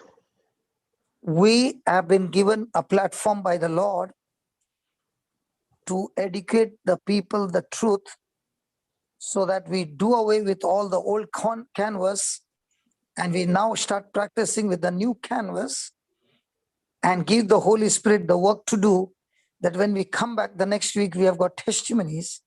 And now we teach one another, especially people who do not know and roaming with the old canvas, saying, hey, you are in the wrong kingdom, man. You got to change. How many years are you going to suffer and not want to change? That's why Jesus said, repent, for the kingdom of heaven is close at hand. How do you get into the kingdom? By repentance. Means what? Change your old canvas with the new canvas. All that you need to do is repent. That's all. And if you see, throughout the Bible, the scripture is teaching us that God always made use of this law of the fourth dimension where he changes the canvas. Let's look at a few examples. Let's look at Joseph. Before he was sold as a slave, God had already imprinted in his heart pictures in the fourth dimension that he would be a great man through a dream. Is that right? Yes, Did he speak about his dream? he did speak Did he to his cherish his bride. dream? Yes, Even when his brothers hated him, did he let go of that dream? no, he did not. So did he have the present canvas or the future canvas that God had given him a dream? The canvas God gave him. So even when he was sold as a slave, did he sit down and cry, or was he still with the picture of that canvas? He was still with the picture of the canvas, the new canvas. That's why was he hating his brothers? No, he did not. He said, even though I've come to Egypt, who knows? I'm supposed to be coming here so that that dream can come to pass. Might be I'm supposed to become great in this place. I don't know. But the seed is, the picture is that I'm going to be a great man. That's all I know. Now, did he become a manager? Yes. Yes. Did he feel like the picture is coming, is coming to reality? Yeah, little, I can see the faded things. And then the Egyptian master's wife plays dirty and he gets into the prison. Now, has he torn that dream? Yes. Has he torn that dream? No, When no, he's he put in did not. No, he kept the dream. Is he still with the same canvas? The new canvas with the Yeah, dream. the new canvas of what God had told him. Yes. So no matter what happened, he would not let go of what God had said. Yeah, he was steadfast he trusted God. 2 years have gone by, but he has not changed. He's still holding on to that dream. One fine day, he gets up in the morning and his name is called out. And he's wondering, why is his name called out? And he said, the king wants to meet you. Why does the king want to meet me? We don't know. So he's dressed up and he's standing before before the king, and the king begins to question him about the dream. And he says, who am I to tell you about the dream? But my God can tell you, I can't tell you. Now, has he given glory to God? Yes. Yes. So when the king told him about the dream, he interpreted the dream and told the king the dream. And when he interpreted the dream, it was not at all a good news, it was a bad news. But before the king could say something, he interpreted the dream and gave the solution to the dream, how the king can turn the bad news into a good news. True. When the king heard the interpretation of the dream, which was a bad news, but he gave the solution, a new canvas for the bad dream to turn into a good news, the king was so taken up that he said, where can I get a man like him who can turn a bad news into a good news? And that's when he made him the prime minister of Egypt. Joseph did not get promotion because he interpreted the dream. He got promotion because from the bad news of the dream, he gave solution to the king how he could prosper even in the days of famine. Praise God. Praise God. Isn't that wonderful? Yes, brother. Wonderful, wonderful, wonderful. Preach it, brother, preach it. So even though we have several bad news all around, we have the cross of Jesus. And through the cross of Jesus, Every one of God's promise is a yes and a yes and an amen to everybody. And that promises in Christ is a new canvas. Joseph did not have the Bible. He had just 2 dreams. And he stuck to those 2 dreams. That from a slave to the palace to be the prime minister. But he was already carrying dominion over his faith by applying the dream, applying that canvas in his mind and speaking it out in spite. Let me say that in spite of the bad situations. Praise God. The Lord just reminded me of something, okay? Yes, brother. When I was, might be 1 or 2 years, 3 years might be, in the Lord, I would go to a place, retreat center in Bombay called Tabor Ashram. And I would go there and stay there one night. So I would go on a morning, on a Wednesday, and come back on Thursday evening. And I would go there as an intercessor. And there they would have 6 hours of prayer and 6 hours of sleep, rest, and then again 6 hours.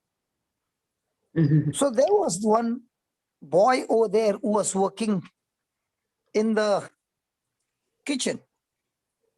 And this boy became my best friend. And he was very spiritual, even though he was working in the kitchen. He was a very spiritual boy from Kerala. And we would go on top of the mountain. There was a mountain there. And we would go on the top of the mountain in the evening when I had a free time and he would finish the kitchen work. Late night, we would go there. We would sit on that rock and we would look at the whole ashram from the top, aerial view. And I would speak to him and say, one day even I will be having a place like this.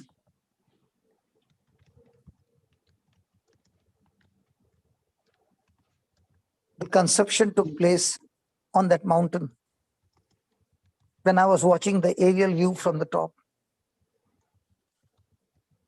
Wow. I did not know the system, but I painted my canvas and I would speak it to him week after week.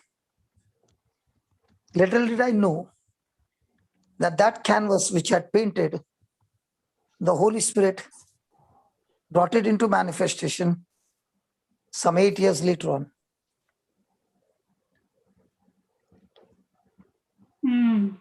Praise God. Are you with me? Yes, brother. Yes. So when I read the Bible and I see the examples and I imitated the examples based on what was there, little did I know that I was actually giving Holy Spirit more and more jobs to get it accomplished.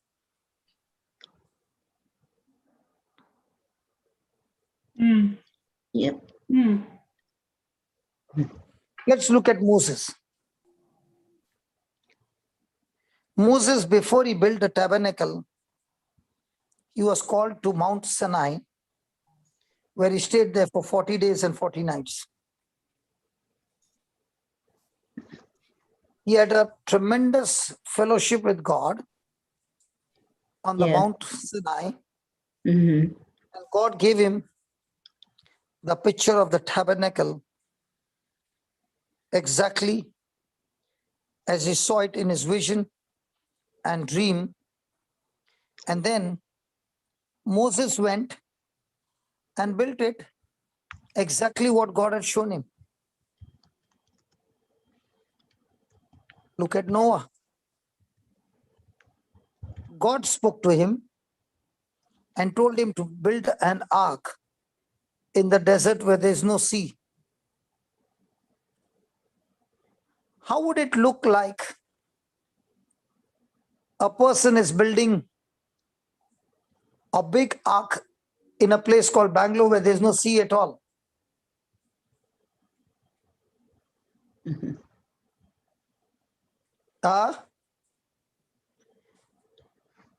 A shipping company doesn't build a ship somewhere far from the sea. And if he builds the cruise liner somewhere far from the sea, how will he transport it?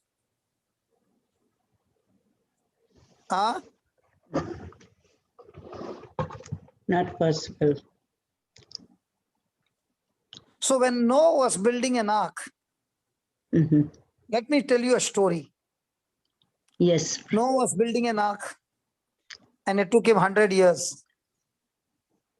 One day, a small boy, a youth, came panting and panting and panting and with tears in his eyes and said, "God, Dad, I don't want to live. I don't want to die. I don't want to die." So his dad said, "What happened?"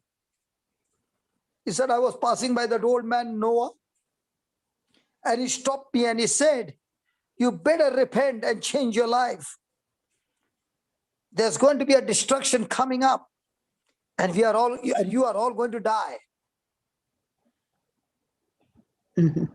"Dad, I don't want to die. I want to get married. I want to live a life." And his dad said, "That old man, that foolish man, he said that to you. Even when I was a youth, he said the same thing.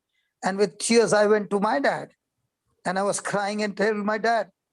And my dad said, even when he was a youth, he said the same thing. And this old man has gone crazy and his 3 sons are also crazy. And the 3 girls who got married to them are also crazy. It's a crazy family." And they continued their dancing, their music, drinking, and having entertainment. One day, the Lord said to Noah, "Come inside the ark." If God said come or go, God said come. That means God was inside the ark and he said, "Come inside."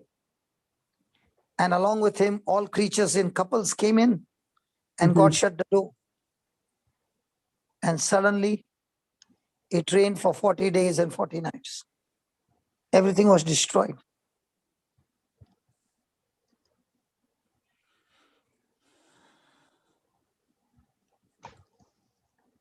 God spoke to Isaiah. He spoke to Jeremiah. He spoke to Ezekiel. He spoke to Daniel. He spoke to all these people. And when he called them into the 4th dimension and taught them the language of the Holy Spirit. And it was that language of the Holy Spirit that God had taught them, that they opened their mouth and they made the prayer with the new canvas that God had told them, and their life was no longer a normal life. Their life was supernatural. Supernatural. Why is your life still for years in pain and sorrow? Ask a question. Even though you're praying, what canvas are you taking and praying? How much are you digging into the Bible and finding out the promises of God in Christ Jesus? And how much of those promises are you taking and painting and picturing of yourself in that canvas? How many times have you pictured yourself that in the name of Jesus you are casting out demons? How many times have you pictured yourself that in the name of Jesus you're opening blind eyes and deaf ears and raising the dead? And you have never made that picture because you thought that work is only for the religious. The bishop, the nuns, the priest, the lay preachers, not for me. That's the biggest lie. Jesus never said, all those who are priests and nuns and lay preachers, these signs will follow them. Put that, Baba. Mark 16, verse number 16.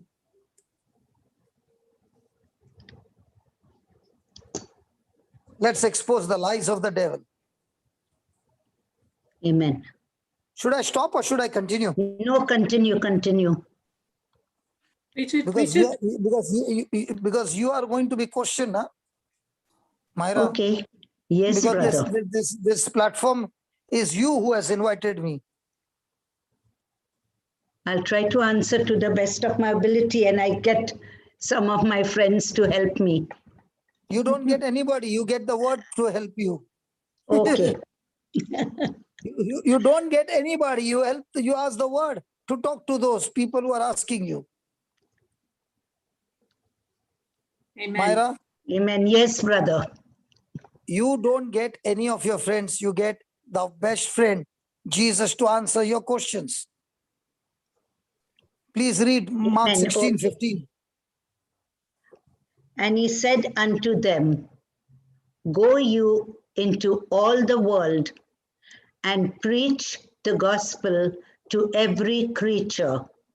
So is this an option or a command? It's a command. Just like he said, love one another as I have loved you. Has he Yes. given the same to every child of God? Yes, he has. But has he given it to the Catholics? No, to everyone. Are you sure? Yes. He did not say, he's saying to the Catholics. No, he said to all. Okay, then. He that believes and is baptized shall be saved. But What I'm reading from my, listen, what I'm reading from my Bible is, he that is a Catholic and is baptized shall be saved. All the others are damned. You're reading the wrong one, brother. See the verse 16, Baba. He that is a Catholic and is baptized shall be saved, and all He those that who are not believes. Catholics shall be damned. No, he that believes and is baptized shall be saved. And he that believes not shall be damned. okay, then. And these signs shall follow them that believe. Pause. These signs shall follow them that are priests, nuns, religious, and lay preachers only. No, that believe. Myra, what Bible are you reading? The Bible verse which is on the screen. Mark Jude, 16, which Bible have you 17. put, Jude? Jude? Papa, I think your Bible is wrong. Yes, brother. No, but you have put a King James version. Why don't you put the Catholic version? It's the same. Everyone is same. Put the RSV. Let me see.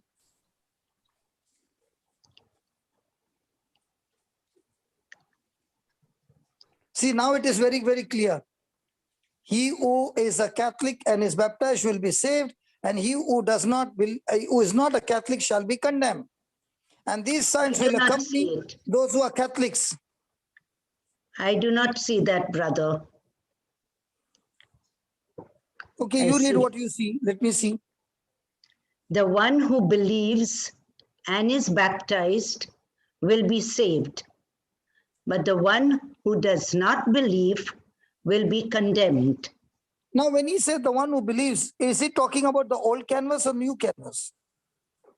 New canvas. So how many people in the church are roaming with a new canvas? Brother, we are all changing, brother. Huh? We are making the corrections now. What about those who are dead already? Who never made corrections? Is this going to cost your eternity? Yes. Or is it some job you lost? Or some few dollars you lost? Or you lost your eternity? No, it's... Is this the most top important matter that we are reading? Yes, it is important. Very important. So what about those who did not know the truth and were roaming with the old canvas? I don't know what. Do you see how urgency is this for us to Yes. educate our own people?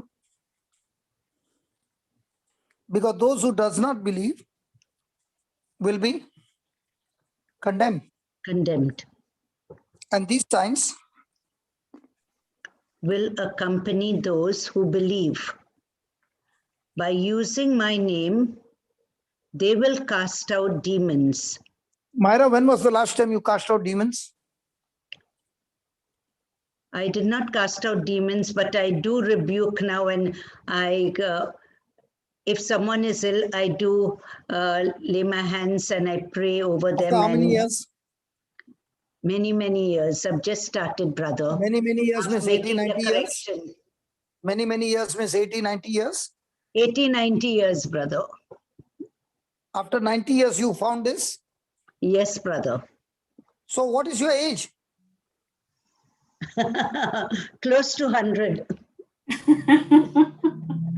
Praise God. My God, I never knew that I'm talking to such a...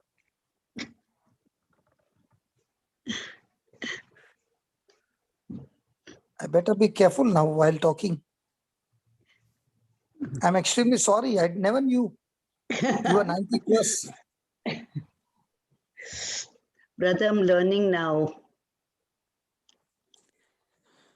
Okay. These signs will accompany those who believe. By using my name, they will cast out demons. They will speak in new tongues. They will pick up snakes in their hands. And if they drink any deadly thing, it will not hurt them. They will lay their hands on the sick and they will recover. Now, is this the new canvas for every one of us? Yes, it is for everyone. Or is it only for the priests and nuns and the lay preachers? It's for everyone, brother. But what about us? Now, which one For are us- majority? Which one are majority? The lay people or the priest and the nuns? Majority are the people. But What we if have the to people had to change. know this truth? What if the people had to know this truth? Do you know what would have happened? The whole world would have got converted. Brother, that's why all these people are joining to learn the truth, brother. Every one of us, we are all making corrections. And now today what the Lord said about the canvas, okay? Imagine how many marriages can be saved now. True, brother. Imagine how many children who are on the wrong path can be brought in the right path, because the ones who are praying are holding the old canvas. The spouse praying for the other spouse with hurts and bitterness and rejection. Old canvas.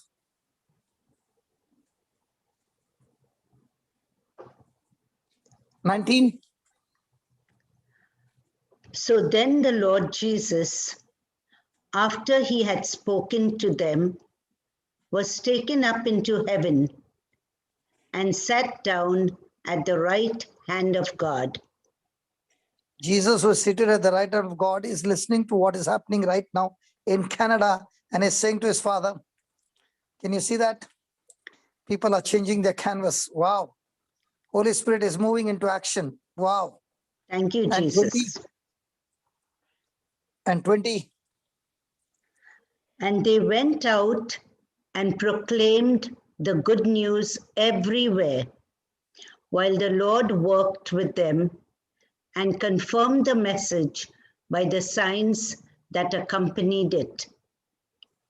How come my Bible is saying the priest and the nuns and the religious went out along with the lay people, lay preachers, and proclaimed the good news everywhere, and the Lord worked with these people, whereas the other lay people, he would not work because they were not religious? You But the got the ones wrong who are, Bible. huh? You got the wrong Bible. It's not written there, brother. I think you are preparing new Bible. Yes. I'm not preparing a new Bible. This is what is our mindset, which is a lie of the devil. So that the mama can see the baby suffering, but the mama is waiting for some preacher to come and lay hands. And the mama doesn't know that she can lay hands and get the devil out of the baby.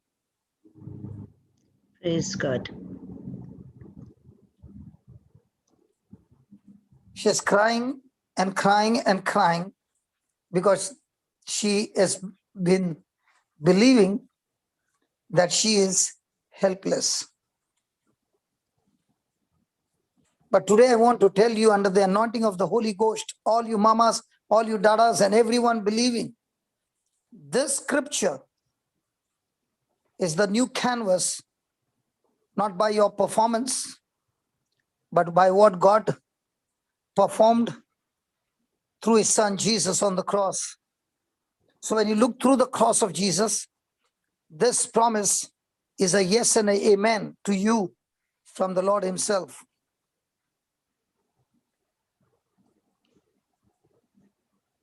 The Lord himself is working with you. And when you open your mouth and give him the new canvas, he moves into action. He's waiting for people to agree with him.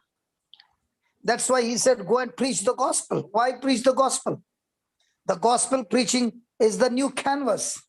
What God is making available for those who are broken and shattered in captivity, who have lost everything. That's why it's a good news. You don't have to perform it. You have to believe it, because Jesus has performed it for us. And all that we have learned is, you need to perform it to qualify it.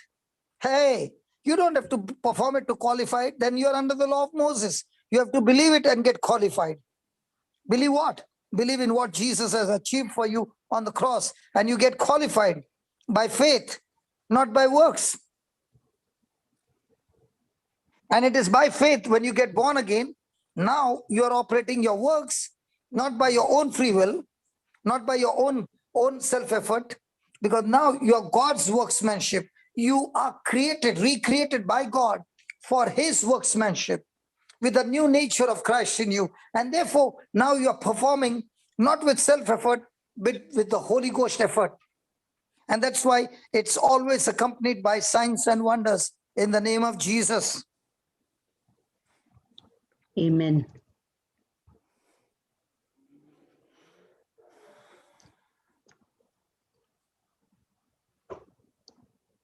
Let me show you another canvas.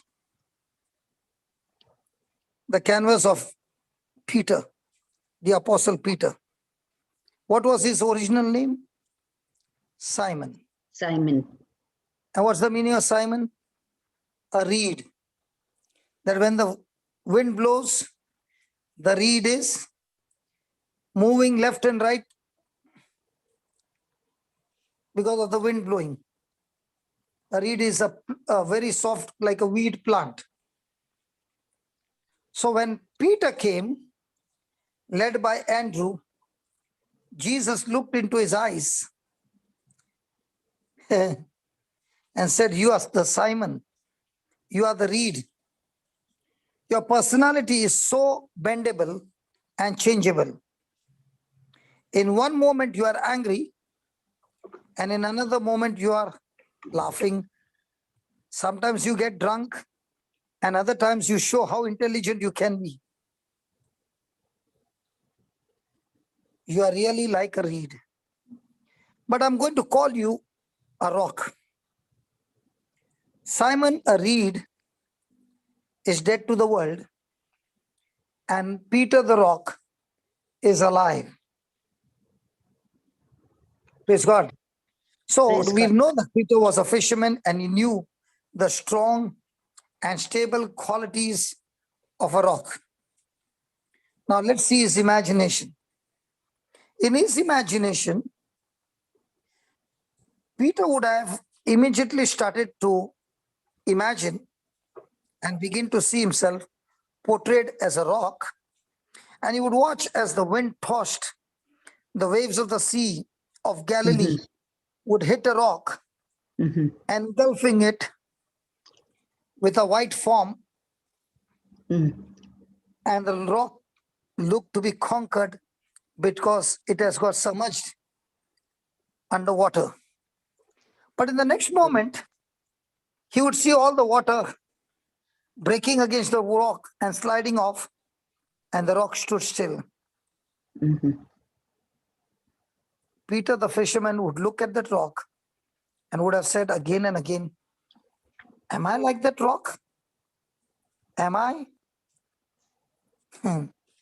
And Jesus would have said, when I call you a rock, believe with a new canvas, you are like a rock. And praise God, the same Peter who was wavering became a strong rock of the early church. But before he changed into this rock, Christ saw a vision of Peter as a rock in his heart, and then he became that rock. Let me give you some more examples. How God gives canvas. How God gives canvas. We know that Jacob was a cheater, and as his name is, a cheater and a swindler. But how come God called him Israel? The word Israel means the Prince of God. Why? Because God saw him a changed person and called him with a new canvas. He called him Israel. And from Israel came the 12 tribes. Praise God. Praise God. Now, in this world, there are Christians and non-Christians. Agreed? Yeah, yes. And especially when you go to Buddhism, they are monks who keep meditating on. Yes. And in that meditation, they have a clear-cut goal and a clear-cut vision. So they draw a picture of themselves in whatever canvas they want, and then they begin to chant their chantings over and over again, trying to develop the human spirit to get connected to the fourth dimension. So with this meditation, they are actually creating something. But whereas we Christians, where the word of God says we need to meditate on, we read the scriptures, but we don't use scriptures for meditation. Is that right? Yes. What about the Israelites, the Jews? They use their scriptures right from childhood, and they train their children to meditate the scriptures right from childhood. So they are also developing the fourth dimension to get connected to God.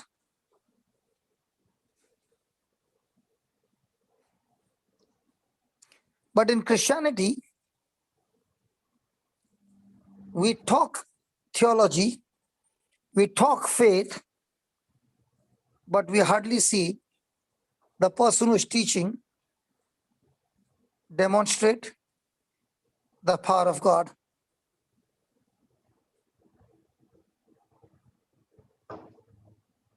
But thank God for some centers that came up, retreat centers, that when they came up and you went there and stayed there for 8 or 10 days, we began to see signs, wonders, and miracles. Is that right?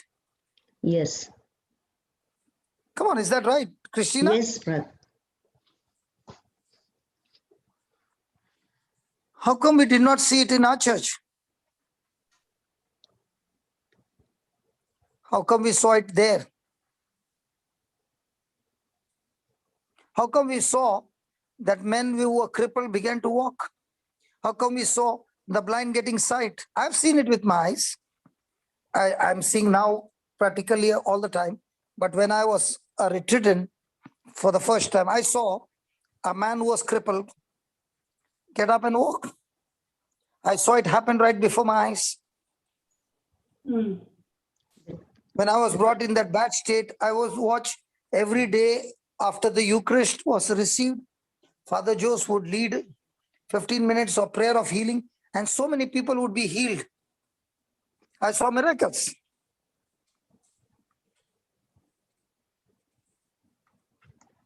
So there came a desire to see more and more miracles performed. But this time the desire came that I too want to do what I see this priest doing. Praise God. Now, when we would see those miracles happening right before our eyes, it would give us such great joy that God is alive, Holy Spirit is alive, and is so powerful, and He's showing us His manifesting glory right before our eyes. And that's when I began to cry and I said this prayer: Father, I'm ready to do anything and everything you want me to do. But I want what that priest got. I'm ready to go to anything to receive that.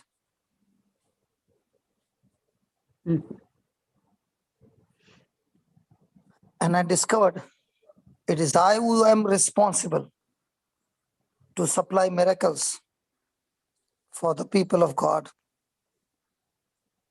I am responsible because God has anointed me.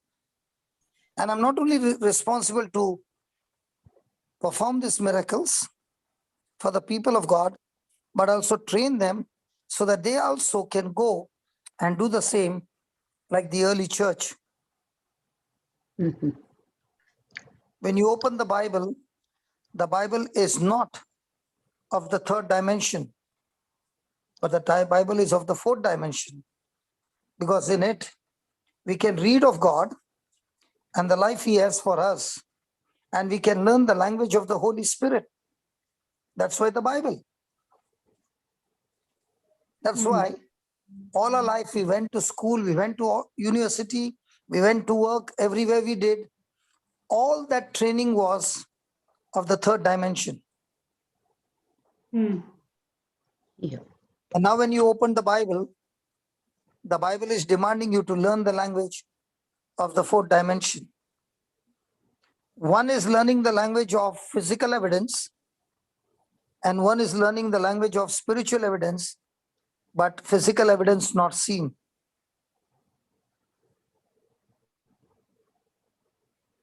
So when we began to read the scriptures, study the scriptures, understand the scriptures, we began to enlarge our vision and our dreams.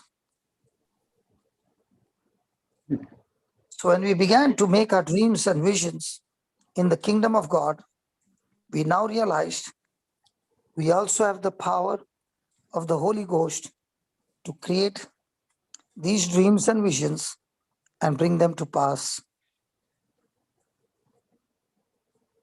Amen. And that's what happened on the day of Pentecost. God poured out His Spirit on all flesh, on sons and daughters. The young shall see visions, and the old shall see dreams.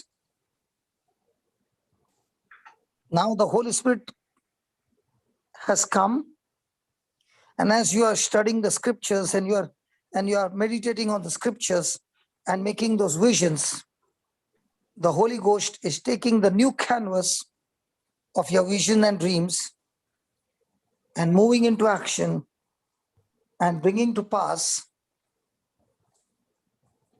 that mighty miracles, signs and wonders are following you everywhere you go, because now you're not preaching with the mindset of the mind.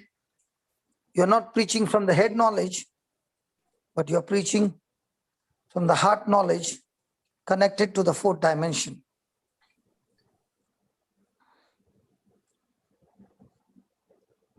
Amen. There might be somebody will say, but brother, Amen. I am a housewife. I cannot go out of the house. I would love to go and reach out to the people and speak to them and preach to them. I'm studying the word of God, but I'm not allowed to go out of my house.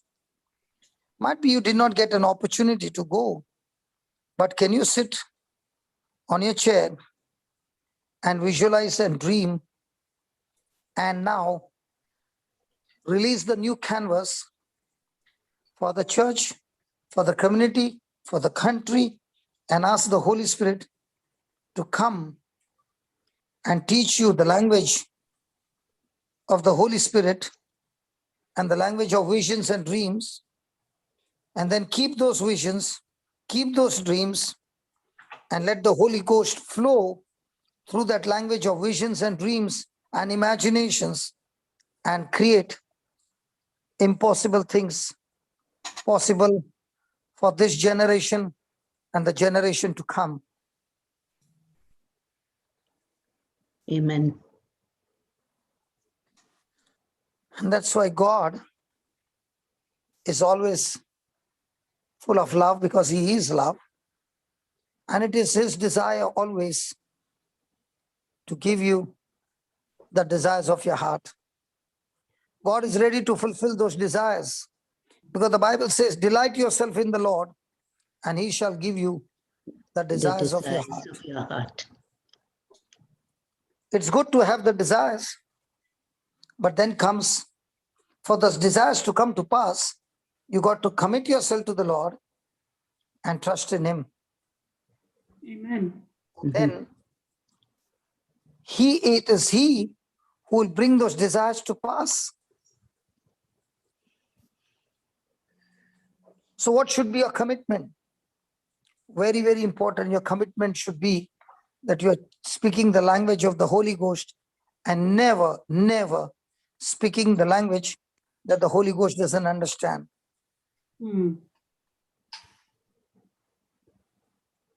Praise God. The Bible says the prayer of the righteous one is powerful and is granted. And we are righteous, not by our performance, but we have been declared righteous through Christ Jesus by his performance. So once you make this clear-cut picture of who you are in Christ and praying throughout, holding on to this picture, who you are in Christ, and imagining, now you are connected to the fourth dimension, and now you shall bring it to pass.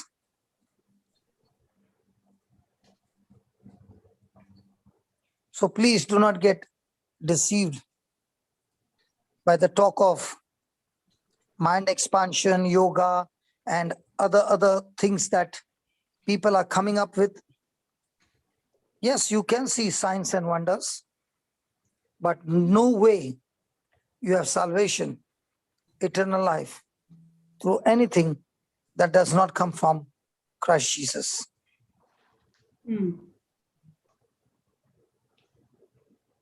Because in these, they are developing the fourth human dimension. But in these cases, even though you see a few signs and wonders, the end result is extremely evil, because it is not by the Holy Ghost. And we can see that example when God sent Moses back to Egypt. And he took his staff and put it on the ground and it turned into snake. Pharaoh called his magicians, the Egyptian magician.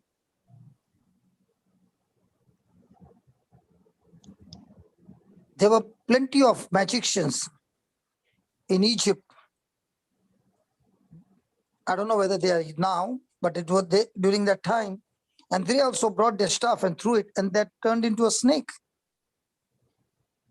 But one was from the Holy Ghost, and two was from the dimension of the fourth dimension, the spiritual world, but not from the Holy Ghost.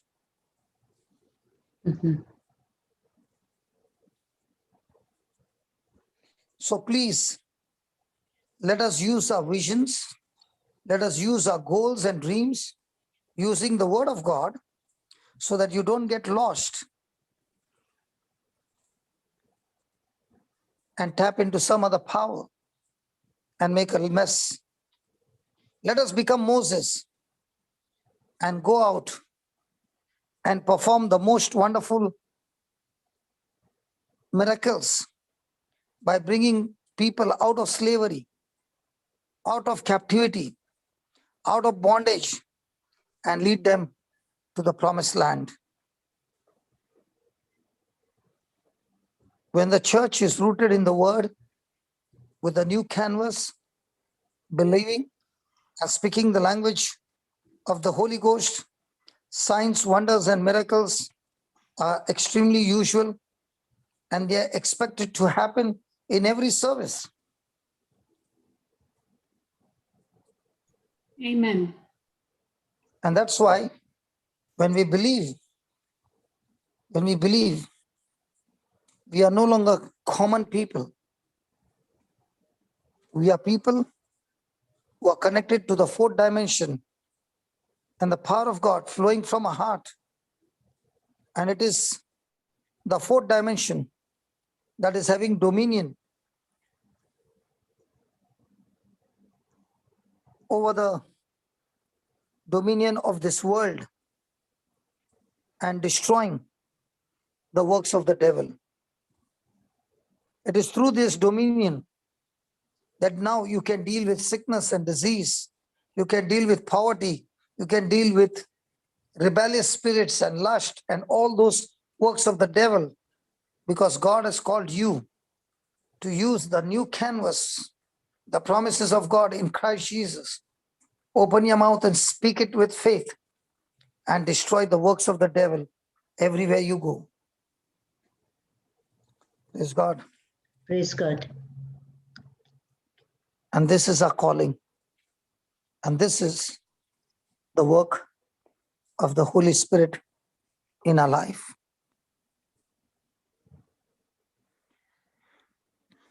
Praise God. Amen. Praise God. I believe what we learned today is surely something that the Lord has explained to us in the most easy way. Praise God. Praise God. And now, as we practice throughout the week, and if you don't know, there will be somebody, Voleta or somebody will put on the link of the small booklet that we have, which we distribute everywhere we go. That booklet is Promises in Christ Jesus, with the new canvas that you can sit with it for a few hours, make a new picture, write it down somewhere, your new picture of vision and dreams and goals, and speak that language to the Holy Ghost, so that the Holy Ghost will take that picture of the new canvas and get going and bring about tremendous transformation, signs and wonders in your life, in your family, and everywhere you go, bringing the lost into the kingdom of God. Amen.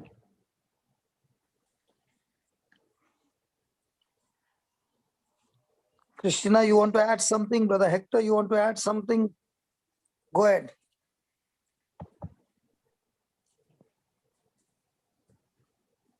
I'm waiting for Hector. Yeah, There you but brother, perfect teaching on the fourth dimension. It's so wonderful. Actually, this is something we have been missing all along.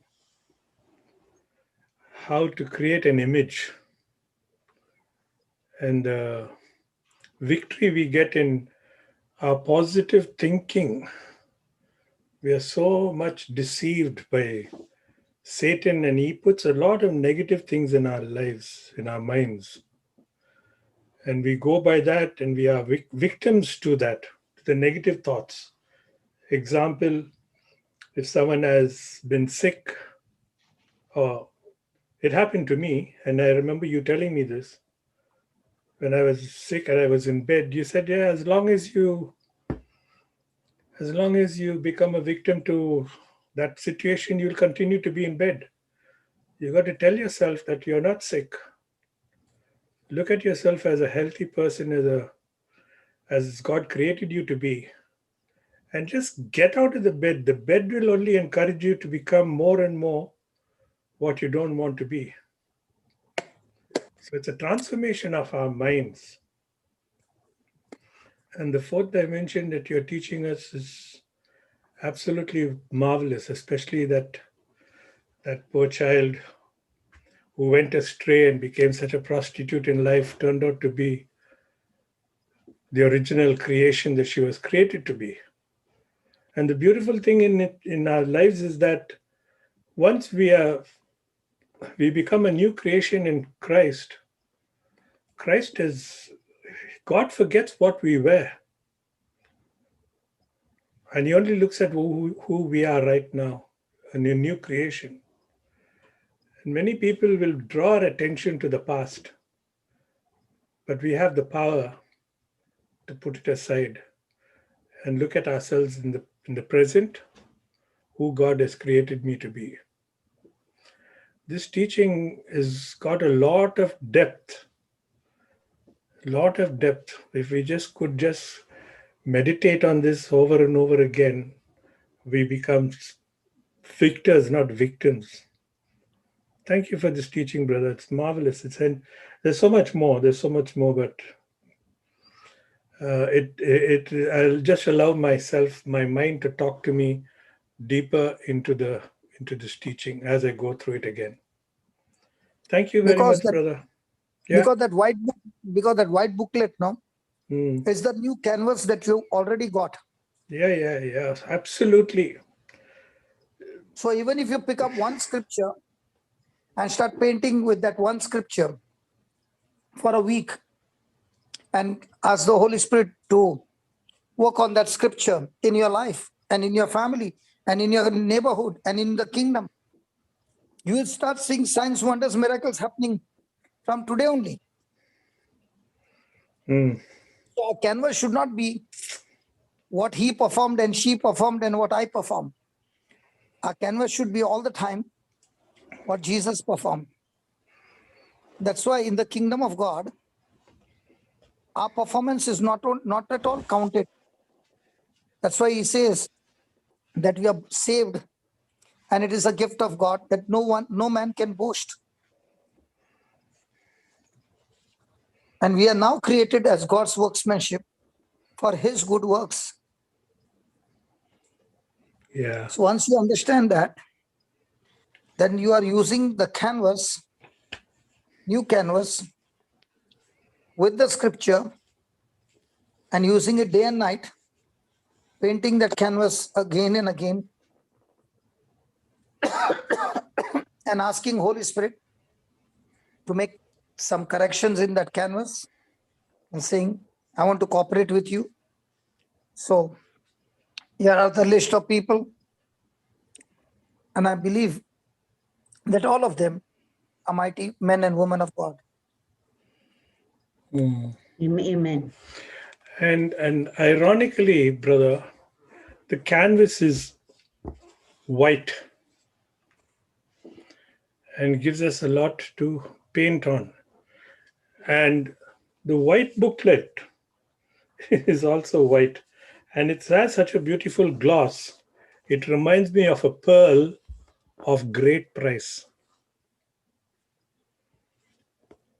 That anyone would want to sell whatever they have and get this book of great price.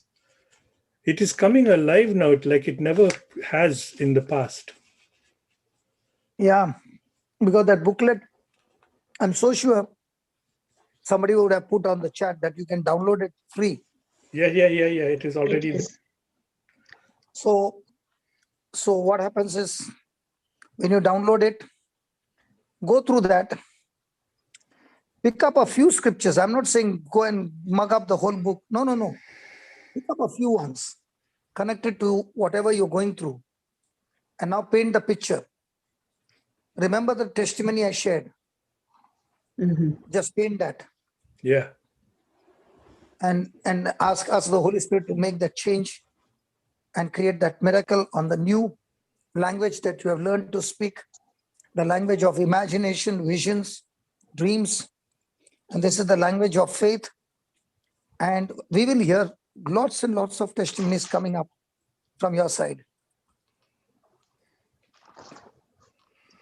Amen. Amen. Thank you, Jesus. Thank you, Jesus.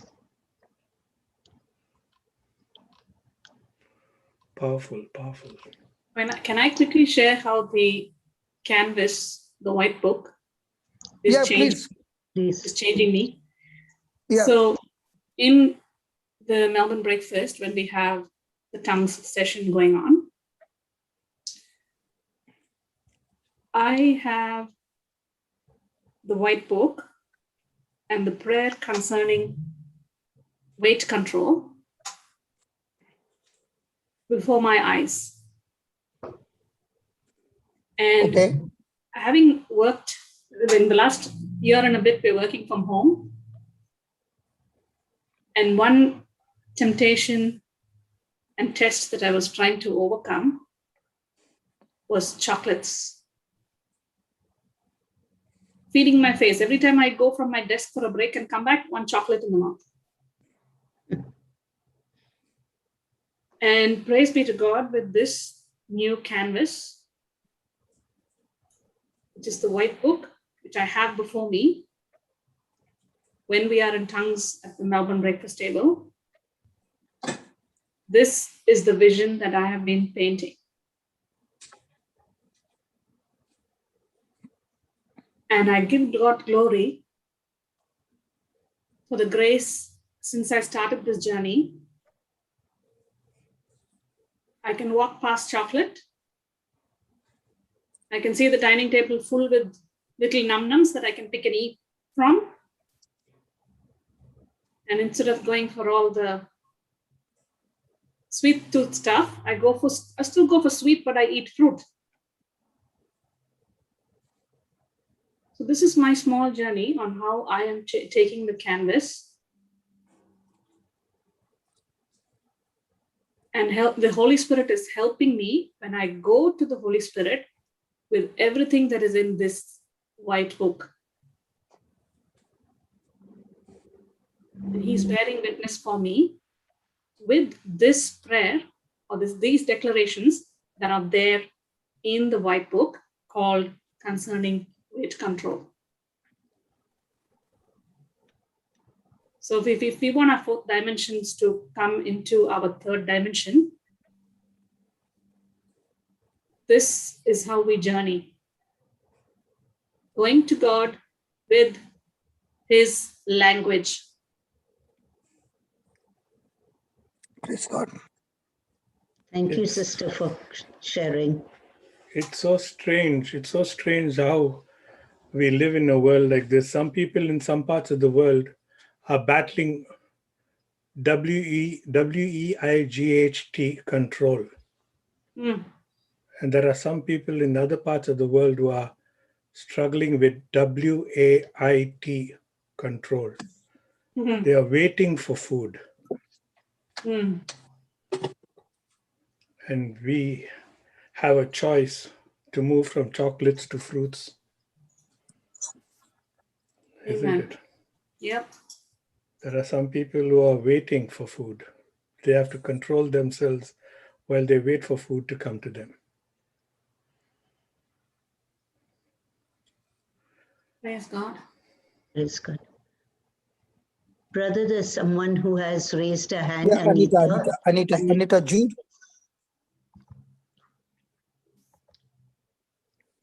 Praise God, brothers and sisters. Thank you, Brother Johnson, Yeah. for giving us the truth. This white book, Mini Bible, has changed complete my family, what we were, and now we are really enjoying our life. This booklet, when I got this book, I started my I given my testimony how I was fighting my battle, but I started unsaved loved ones. I started putting my 3 children's names there.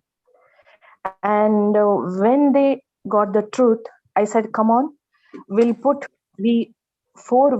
came together, and we started visualizing unsaved loved ones. I started putting my husband's name.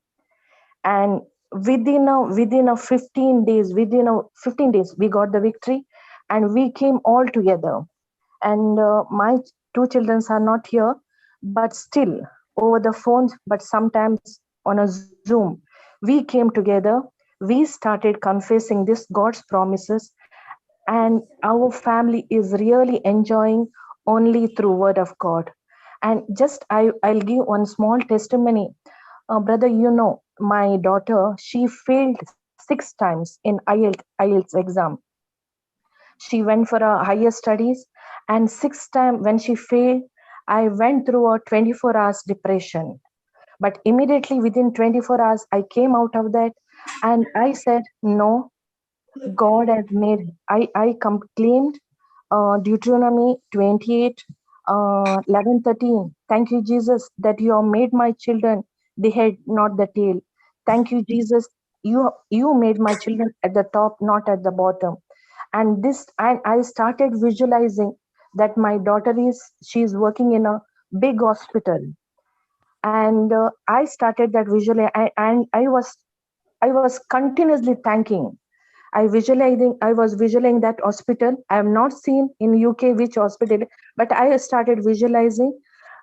I kept on thanking. I told my husband also, keep on thanking that God has given a big hospital, and she started working there. It has happened, brother. Without IELTS exam, she got a good hospital to start. She started working. She got a training. After getting training, her 7th time result came, IELTS, and she got the best result in everything. Writing, speaking, she got 88, and other 2 things she got 7.5. It's only through Word of God. And after that, 3 days back, she finished her training, and she was doing work. Some director came, and it seems, and he called her to into cabin, and from today onwards, you are started working as a registered nurse here. I said, no, I have not finished my registration. It's okay. We are giving you a chance, seeing your performance. Only 3 days are over, brother, only 3 days. And she said, you start working as a nurse. We are giving you authority to work as a nurse. Brother, and one more testimony, my elder daughter, she is using spectacles, and that prayer for eyes, she started that from past 2 months, she is using that prayer, and almost 1 hour daily after coming from work, she's praying in tongues. And day before yesterday, she's telling me, Mama, my eyesight, spectacles power has started decreasing. Now her eyesight was 1.75, it came to 1.51 eye, and from 1.5 to 1.25. It's all glory to God, brother. It's all glory to God. Only through white book we got Mini Bible, we got the victory over our life. Thank you so much, Brother Johnson. Thank you so much for sharing all these testimonies. Yes. Praise God. Praise God. Praise God. So nice to hear all this. Amazing, brother. And really, brother, really, we enjoying our life as a family, as a husband and wife. Really, morning at about 10:30, we are confessing God's promises, and concerning worry, fear, wisdom, guidance, comfort. Really, we are enjoying our life. What we have lost, everything we got together only through this book, and only because of your teaching. We started making correction in our lives, and we got the victory. And what I got in my life, the truth, I've started sharing to others.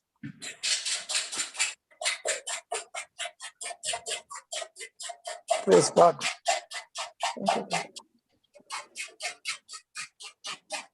Praise God. Praise God. Praise God. Thank you, Jesus.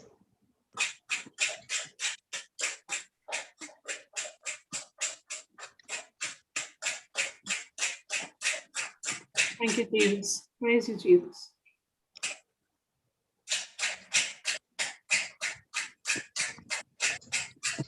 Thank you, Jesus. Praise you, Jesus. It's amazing to see how the canvases are changing, the visions are changing, imagination is changing in line with the Word of God. And when we are changing that, we're changing our language. Praise God. And we're seeing the result in accordance to that language, which is the Word of God. Thank you, Papai. God bless you.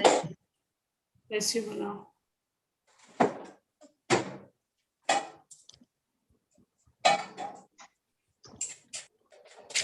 Myra, over to you. Yeah. So do I do the closing prayer? Would someone else like to do it? Or Elizabeth or anyone would like to make a closing prayer?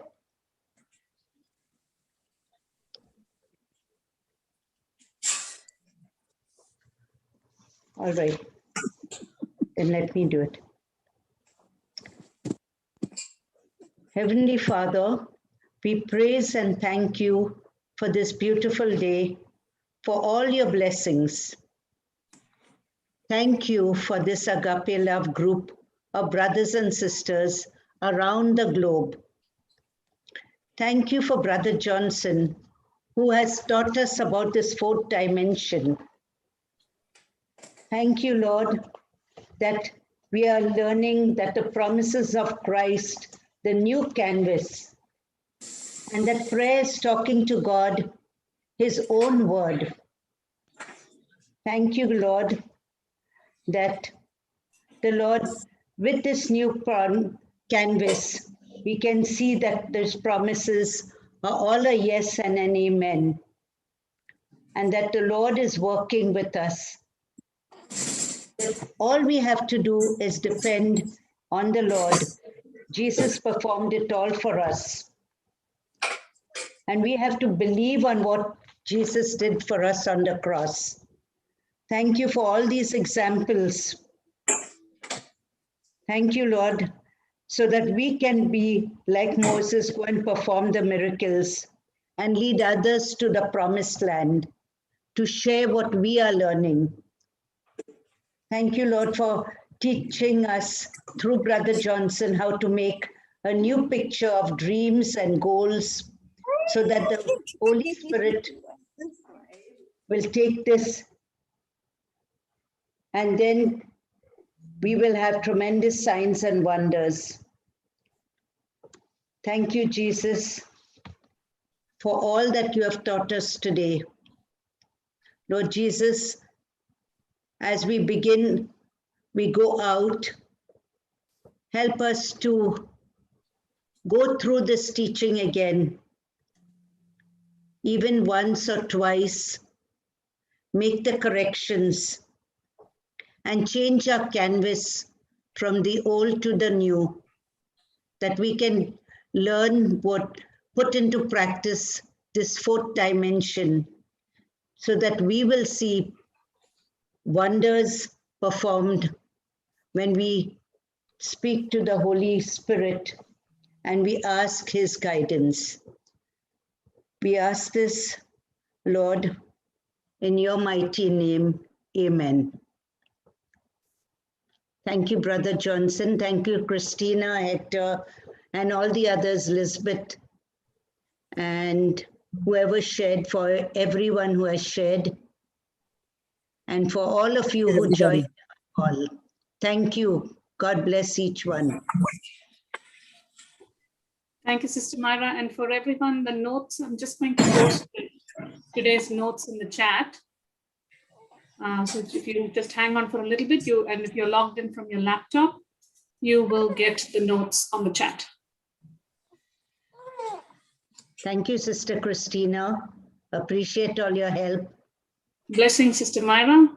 You're a firecracker. We love you. Love you too. I think someone wants to share a testimony there.